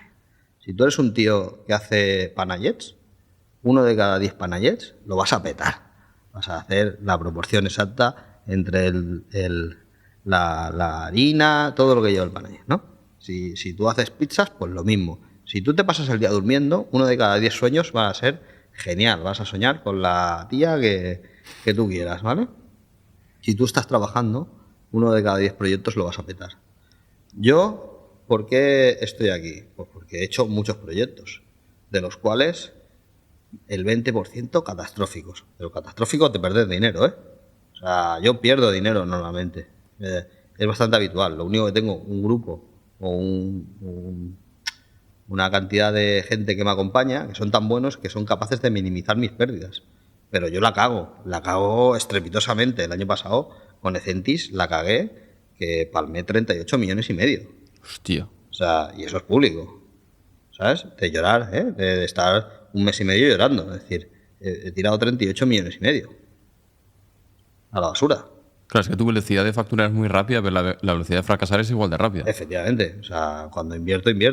O sea, el mismo día que compré Ecentis, compré La Sirena, ¿sabes? En La Sirena pagué 17 millones de más y en Ecentis pagué 38 millones y me engañaron, y cuando me di cuenta, en vez de ganar 50 millones esa empresa, perdían 100. Y fue un drama, ¿sabes? O sea, fue un drama hasta el punto que tuvimos que tomar decisiones muy drásticas, porque toda la parte de Sudamérica perdía dinero a cascoporro. Y tuvimos que cerrar Chile, tuvimos que cerrar Perú. Hubo un momento que me contactan por LinkedIn y veo un audio, ¿no? Y me pongo a escucharlo. Y licenciado, doctor, mande dinero que le están prendiendo fuego a las jipetas. Y yo, ¿perdona? ¿Qué me estás contando? O sea, sí, de ese nivel. O sea, cagada, pero por todos los aires, ¿eh? Entonces, yo gano dinero a veces, pero a veces pierdo dinero a cascoporro, ¿sabes? Hay veces que pierdo dinero porque me equivoco, como el caso de Ecentis. Hay veces que pierdo dinero pues porque se me gira el mercado. El año pasado en Audax la compañía iba muy bien, pero la energía se puso a 500 euros. Eso significó que en vez de pagar 5 euros por un megavatio, pues pagábamos 50.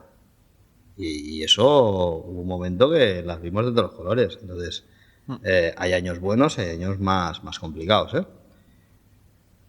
Entonces, ¿qué pasa? La suerte es muy importante. Y la suerte te va a tocar. Te va a tocar siempre. Te va a tocar a él, te va a tocar a ti, me va a tocar a mí. Si tú haces muchas cosas, tienes más probabilidades de que la suerte te toque.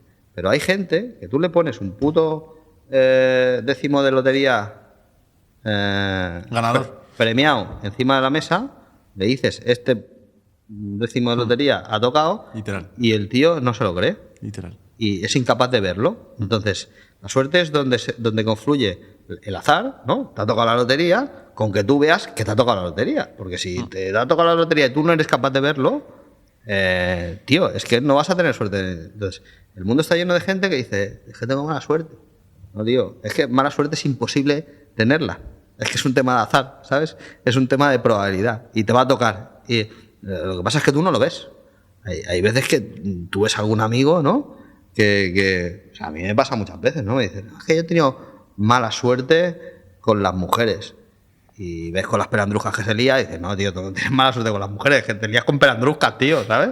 O sea, Pues, que hasta cierto punto tú la suerte la buscas positivamente o la buscas negativamente. Tú atraes lo que tú estás preparándote para ser, ¿no? O sea, tú vas haciendo cosas buenas o vas intentando empresas hasta que tienes suerte con una empresa que funciona bien. ¿Te refieres a ese tipo de suerte, a una buena suerte? Yo voy haciendo cosas durante mi día a día y mi vida, y entonces 1 de cada 10 veces lo que yo quiero, pues me toca, y me toca bien. Entonces yo tengo que ser suficientemente hábil como para identificar esa vez que me ha tocado la suerte y aprovecharlo. Y hay gente que es incapaz. Y hay gente que es que no le va a tocar la lotería nunca porque no juega. No juegas, chico, pues que no te va a tocar, ¿sabes? Si juegas cada día un décimo, pues 1 de cada 10 te tocará. O sea, sí. O sea, tú eres emprendedor. Yo ¿qué ventaja tengo como emprendedor? Soy muy resiliente.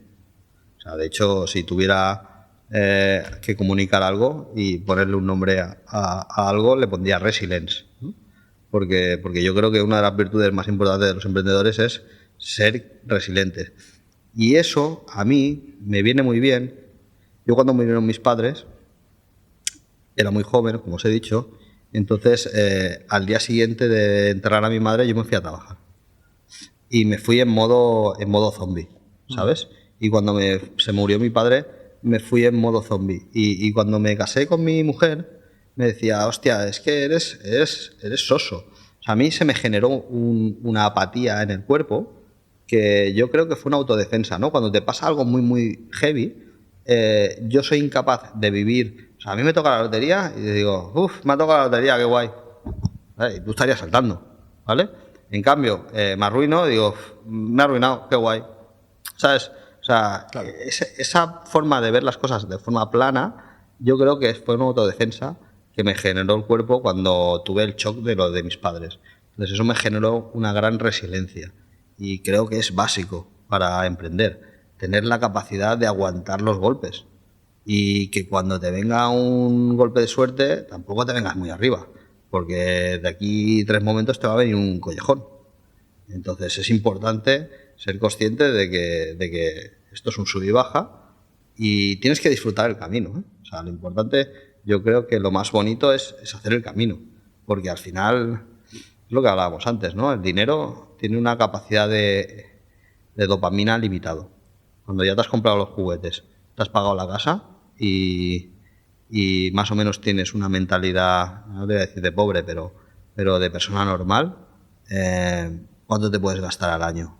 Obscenamente, 300.000. O sea, si tú no tienes que pagar casa, ni piso, ni quieres comprarte ningún juguete, con 300.000 es que tienes que gastar obscenamente. Sí. Es que tienes que gastar 25.000 al mes, ¿eh? O sea, ¿qué haces para gastar 25.000 al mes? Bueno, si te gusta ir a comprar ropa cada semana, a mí no. O sea, yo tengo mi ropa y cuando ya tengo mi ropa, no quiero más ropa, ¿sabes? No tengo ningún interés. No me gustan los relojes. Claro, si te gusta almacenar cosas y coleccionar, puedes gastar obscenamente, pero si no te gusta almacenar coches, almacenar cosas en un armario, a partir de 200 o 300.000, es que no tienes huevos a gastártelos, macho. Entonces, Então, a quantidade de dopamina que o dinheiro gera para você é muito limitada. A partir daí, você tem que buscar outro tipo de dopamina, porque senão o ego, que é o que falávamos antes, é como diabo. O ego é como um tubarão que precisa comer todos os dias. Precisa lhe dar algo. Então, o dinheiro é pouca isca para o ego. Você precisa de outras coisas. O que te motiva agora? Bem, no final, depois do dinheiro e do ego, está o poder, basicamente. A próxima tela, eu já passei a primeira tela e derrotei o monstro, sabe? A próxima tela eu ainda não passei e eu acho que a segunda tela é poder. Você se vê parando alguma vez? Trabalhar não, acumular sim. Acumular não faz sentido. Eu acho que eu neste momento me movo por dinheiro como todo mundo, mas eu tenho minhas necessidades económicas cobertas. Eu agora me movo por outro tipo de motivações, sabe? Eu às vezes é que estou em alguma reunião que olho quem está ao meu lado e digo, poxa, se aqui houvesse uma câmara, isso venderíamos para a Netflix, hein, cara?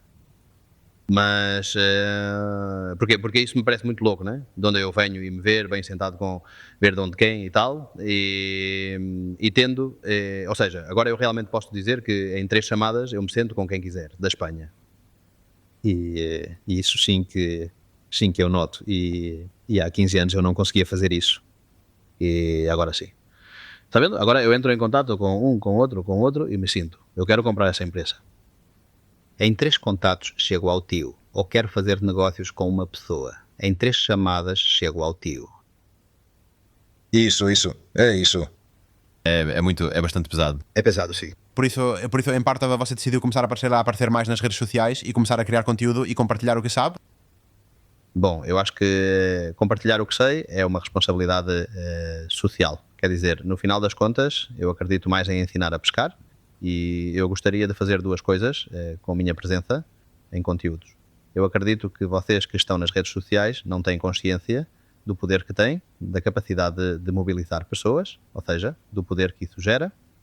E depois eu acho que os empresários têm a responsabilidade social de tentar ajudar os novos empresários, né, a poder pegar atalhos, né? E eu acho que meu conhecimento pode ser atalhos para muitas pessoas, né? E eu acho que às vezes precisamos desse tipo de mentoria, né? Então eu gostaria de tentar ajudar as pessoas. Eu teria adorado se tivessem me ajudado. Bem, tentar poder iluminar o caminho de muitas pessoas. Isso está um pouco relacionado com o tema da educação que falávamos antes. Como se não houvesse interesse em que surgissem novos empreendedores. Na Espanha, realmente, porque nos Estados Unidos é como se houvesse mais incentivo ao empreendedorismo. Aqui na Espanha é verdade que me senti bastante perdido nesse aspecto. Bom, no final, quando eu apareci pela primeira vez na Forbes, ligo para esse cara e tal, e ele me diz: olha, a Espanha é o lugar da Europa onde menos a riqueza mudou de mãos nos últimos 100 anos, né?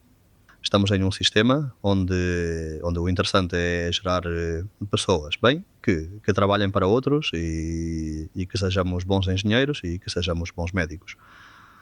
Mas você vai para os Estados Unidos e vê que a mentalidade é outra, não? E a riqueza tem que ser gerada, sem dúvida, porque senão, para distribuir a riqueza, primeiro é preciso gerá-la. E cada vez há menos pessoas na Espanha que geram riqueza. E aqueles que a geram, muitos deles, na primeira oportunidade, vão embora. E isso tem um pouco a ver com o encantamento, né? É muito difícil, né? Obrigar sua namorada a ficar com você tem que conquistá-la. Bem, isso é a mesma coisa com as pessoas, né? Acontece que aqueles com mais poder econômico são os que têm mais facilidade para ir embora. Então teria que haver um planejamento, porque se queremos que alguém pague pela festa, deveríamos cada vez mais incentivar que as pessoas que fiquem aqui, graças a quererem ficar aqui, então paguem pela festa, porque não é segredo para ninguém que vocês vão enfrentar dificuldades com as aposentadorias e trabalhar a vida toda pagando uma fortuna para não sobrar nenhuma pensão triste, é muito triste. Você, agora, toda a parte de investir em empresas e tal, mas que parte você tem como investimento seguro? Você investe em imóveis, criptomoedas, ações? Olha, eu investi em Bitcoin. Eu acho que as criptos são uma boa tecnologia, mas está cheia de loucos. Então, como sou muito obcecado por projetos, comecei a investir em Bitcoin quando um Bitcoin valia 1000 euros. Sim, faz bastante tempo e agora tenho que te dizer que não acredito, ou seja, o problema das criptomoedas não é a tecnologia em si, e faz sentido. O problema é que tenho minhas dúvidas de que essa tecnologia não tenho dúvidas de que é uma boa tecnologia, mas tenho dúvidas de que alguém se interesse em usar essa tecnologia. Vou-te dar um exemplo, o Bitcoin e o Ethereum. O Ethereum tem a particularidade de ser uma criptomoeda ou um blockchain que aceita os smart contracts.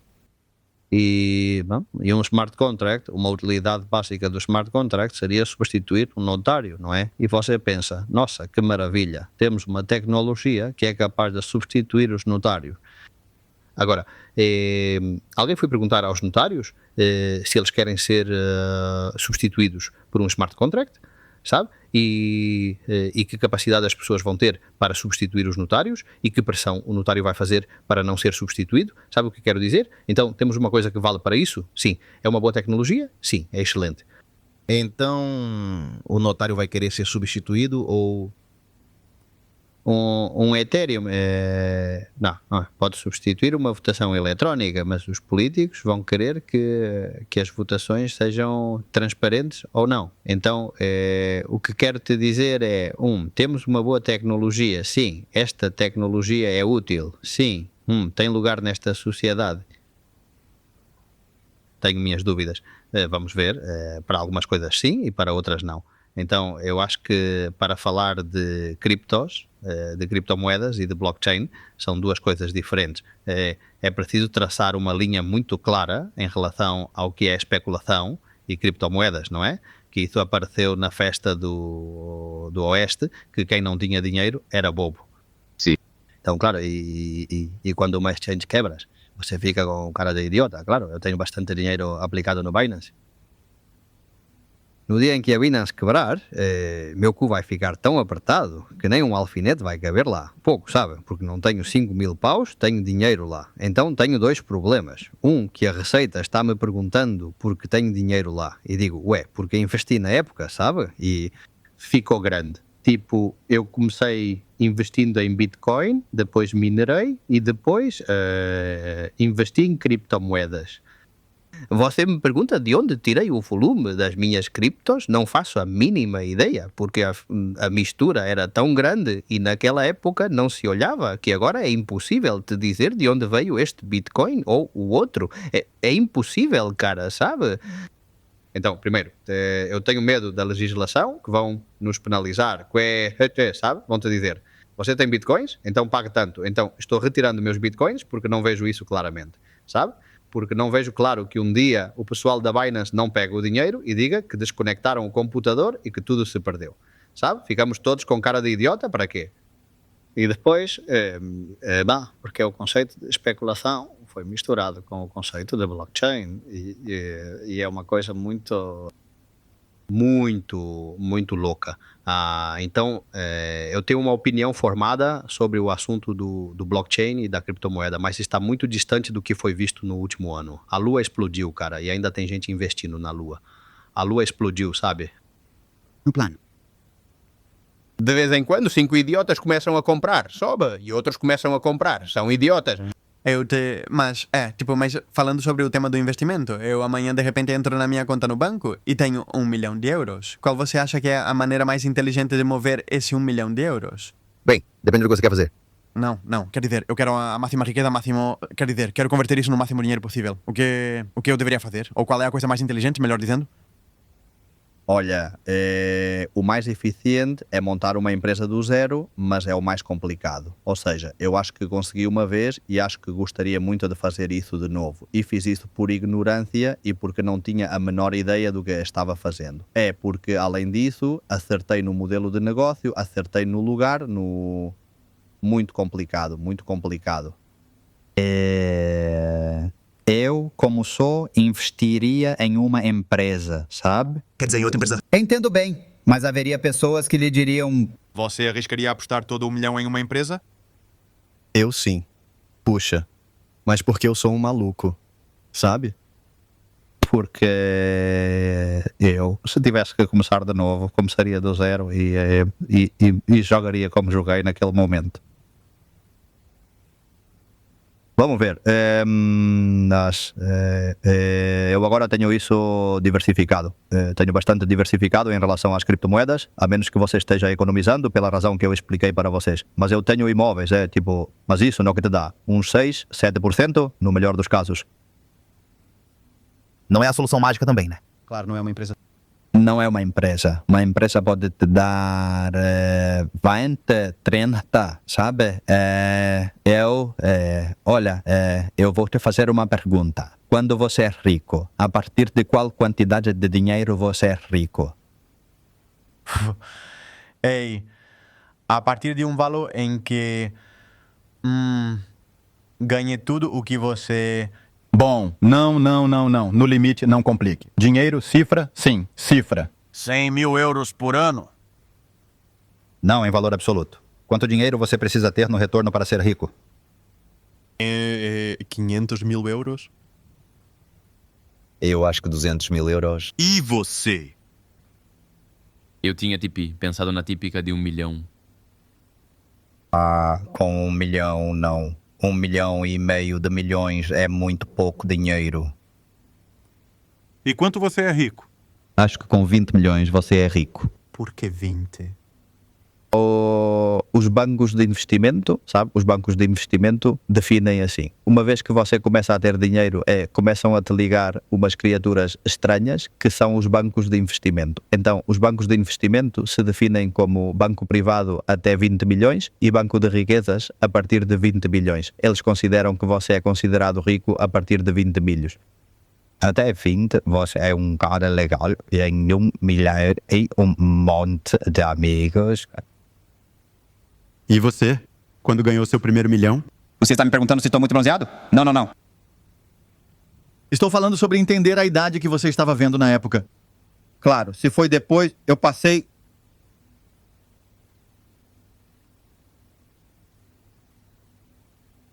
Poxa, é que não sei se conto, mas está... Mas você não se obrigou a ser tão específico? Pode dizer algo mais leve. Veja, você não chegou à conta de alguém. Eu fiquei rico com a Bolsa de Valores.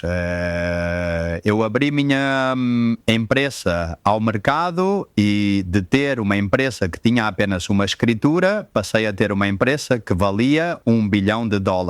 Mas, de repente... De um dia para o outro, sim. Quer dizer, você se deita na cama um dia, passa de ter o que tem para 1.000 milhões, património... Eu tinha uma empresa que valia dinheiro, mas que na verdade eu não sabia quanto valia. E então houve um dia que foi para a bolsa e fiz a fusão reversa que te falei, e além disso teve essa particularidade matemática e tal. E no dia seguinte tinha uma conta no banco com as ações da minha empresa que dizia que eu tinha $1 bilhão. Mas esses números existem, meu Deus. Não, não. E eu cheguei a...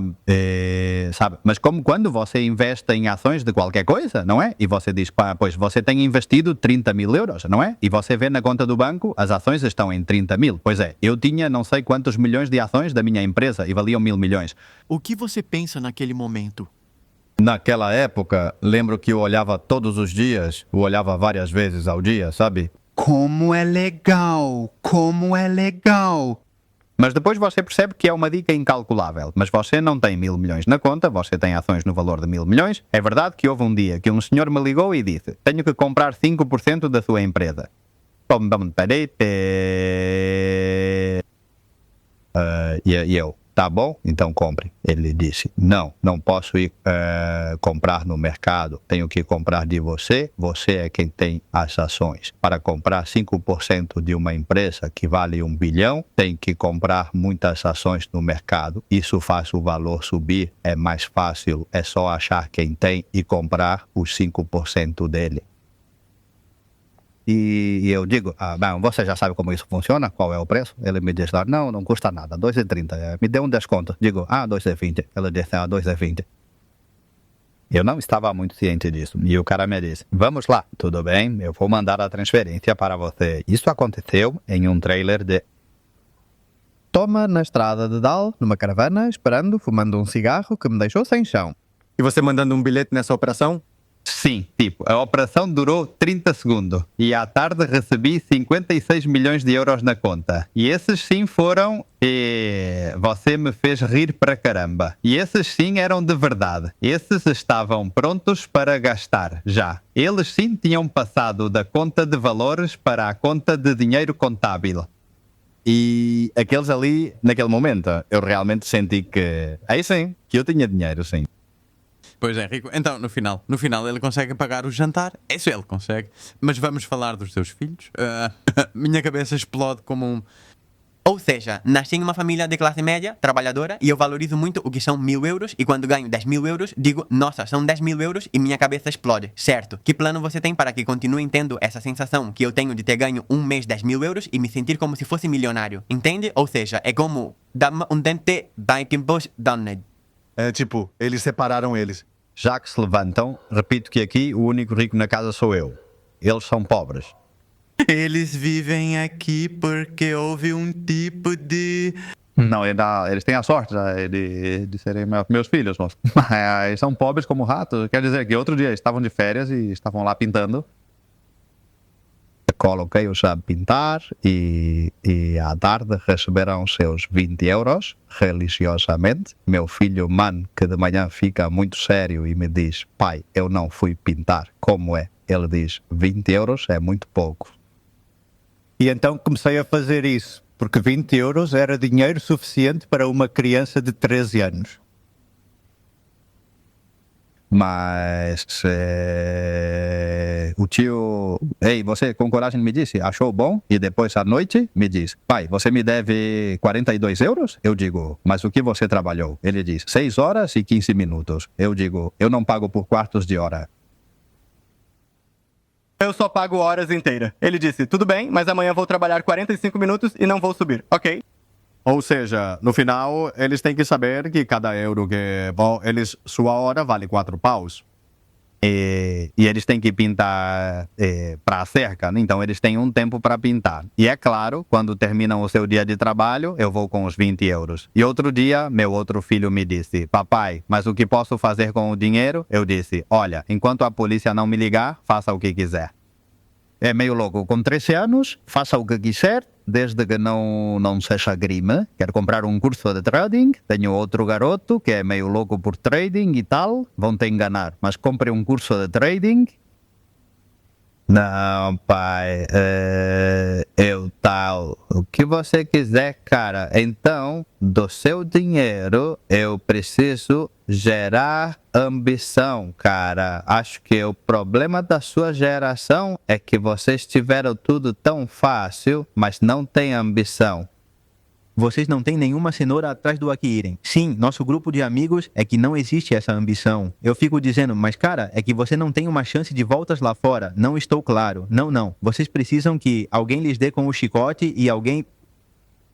Além disso, eu acho legal, porque eu tento ferrar com a vida deles. Primeiro, eu crio a necessidade e depois tiro o dinheiro deles. Então, isso gera fome. Você mostra para uma criança 50 euros e diz, olha que legal, com isso você vai poder comprar. De repente, com os 50 euros, você guarda e diz, aburras. E a criança aprende de repente, porque é o que precisa. Se você não tem vontade de fazer algo por necessidade, o ser humano é preguiçoso por natureza. Vai se sentar, entrar na caverna e ver o título, ponto. Quer dizer, você tem que gerar na criança, gerar na pessoa a vontade de melhorar, de evoluir, de conquistar o mundo, cara. Quer dizer, com 19 anos, cara, você tem que conquistar a despensa. Porque senão, com 30, eu tenho 46 e começo a não ter tanto desejo, mas com pessoas que te deixam de boca aberta, estou falando sério, que conquistei o mundo, cara, não pode ser. Tem que sacudir as pessoas, não pode ser, cara. O que você diria para aquele José Elias de 20 anos?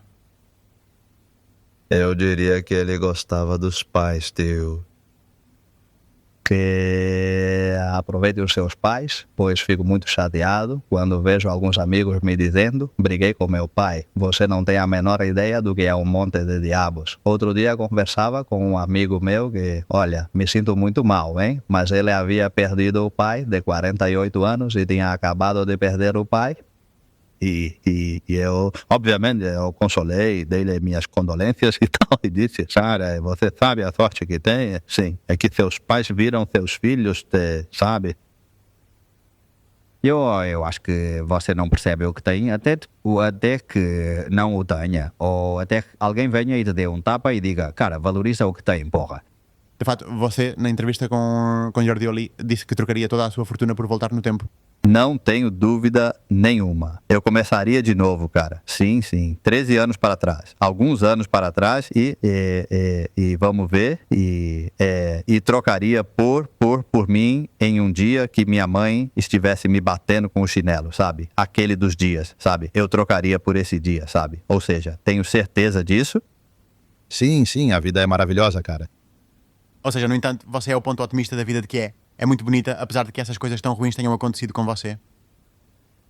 É que é como eu disse antes, que o ser humano é bobo por natureza. Então, se nós somos gratos porque, por comparação, comparamos com um momento ruim da nossa vida. Se você só vivesse bons momentos na sua vida, no final você se torna lerdo e acredita que tem uma vida de merda. Então, se você tem a grande vantagem de poder se arruinar e depois ter dinheiro e depois, sabe? Ou seja, a vida é incrível. Claro. Porque senão, realmente é muito chato. Quer dizer, eu acho que ter nascido rico pra caramba desde o início deve ser um saco, cara. O divertido é esta aventura. Pra você, sim. Sim, pra mim também. Para mim, o outro... Vamos lá. Quando você está triste. Você como faz para aproveitar o caminho ao mesmo tempo em que vem encrencas grandes como no ano passado perdendo 38 milhões? Chega um momento em que você se senta e diz, bem, isso está sendo divertido. Caramba, olhe, no ano passado eu ia a massagem a cada 3 dias do estresse e me fazia chorar, tá? Tipo, noites de choro, dizer, poxa vida, aqui eu causei, entendeu? Isso é uma idiotice. Por que estou me metendo nisso? Por que diabos estou me metendo nisso, sabe? Porque assim como te digo que você vê a parte boa de que você vende parte da sua empresa e recebe um dinheirão, você vê que pega essa parte da sua empresa e dá para alguém que te enganou.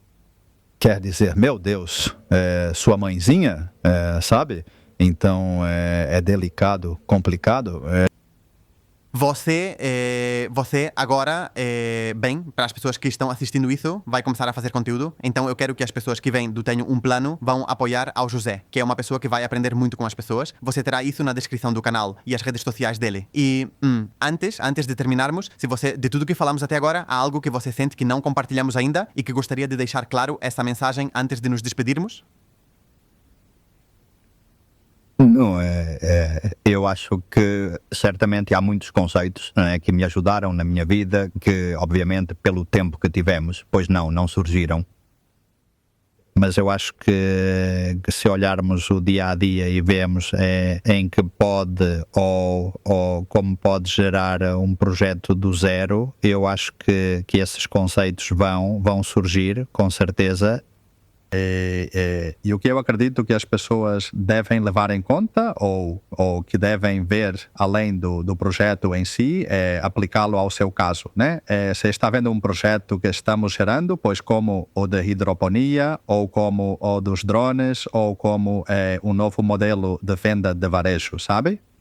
Que apliquem isso na sua empresa, não é? E digam, poxa, esse cara resolve assim, talvez eu se seguir o mesmo método, que já verão que não é nada sofisticado, que é o mais trivial do mundo, ou seja, é tentar entender e colocar bom senso nas coisas e ter algum suporte. Pessoas que têm mais conhecimento que você.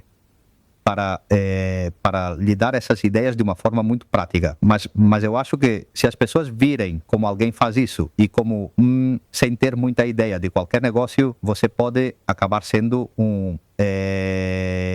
ser relevante nesse setor. Eu acho que, por comparação, poderão aplicá-lo em seus modelos de negócios. E, além disso, o que eu gosto, ou já estou fazendo atualmente com pessoas que me contatam pelo LinkedIn, mas neste momento, bem, eu acho que poderemos abrir mais, fazer uma certa mentoria, não é? E ajudar ou tentar resolver dúvidas, não é? Especificamente de modelos de negócio de pessoas. Ei, José, então, como você faria? O que você faria? Como resolveria este problema? Bem, no que eu puder ajudar, vou tentar ajudar as pessoas. Joe, muito obrigado pelo seu tempo. É incrível. Tipo, não sei quanto valem 2 horas do seu tempo, mas provavelmente não está nem com o que ganhamos neste podcast, nem em 1000 Não, veja, isso é uma brincadeira. Acho que em parte, não sei, Juan. Na verdade, acho que há um artigo de imprensa que quantifica quanto valem as minhas horas. Sério? Quanto custa a sua hora? Bom, vocês podem ver ao ler. Estou falando sério sobre isso. Mas quando começamos o podcast com ele e eu, era precisamente pela graça de que com a desculpa do podcast surgiriam contextos em que você se sentiria cara a cara com pessoas assim. E bem, não sei, Juan, mas eu nem de longe teria imaginado que em 6 meses estaríamos sentando com você. Eu me lembro que, bem, te descobri através do programa do Évole e assisti ao seu episódio repetidamente. Eu mostrei para minha namorada, que até tirava do laptop, e eu disse a ela, nós temos que trazê-lo. Eu disse, não, se ele fez uma entrevista, tem que fazer outra com a gente. Então foi uma dessas primeiras vezes que eu digo, caramba, conseguimos. Na verdade, vocês fizeram na mesma mesa que... Sim, que ele fez no Évole. Então... Muito obrigado, de verdade, pelo seu tempo, cara, e espero que as pessoas tenham gostado de coração e que tenham tirado o aprendizado que não somos. Isso e que visitem seu canal, que é um privilégio muito grande ter uma pessoa assim no YouTube. Olha, muito obrigado a esses caras incríveis. Espero que você me acompanhe em algum lugar do meu aprendizado sobre redes. Vamos lá, 100%. Vamos.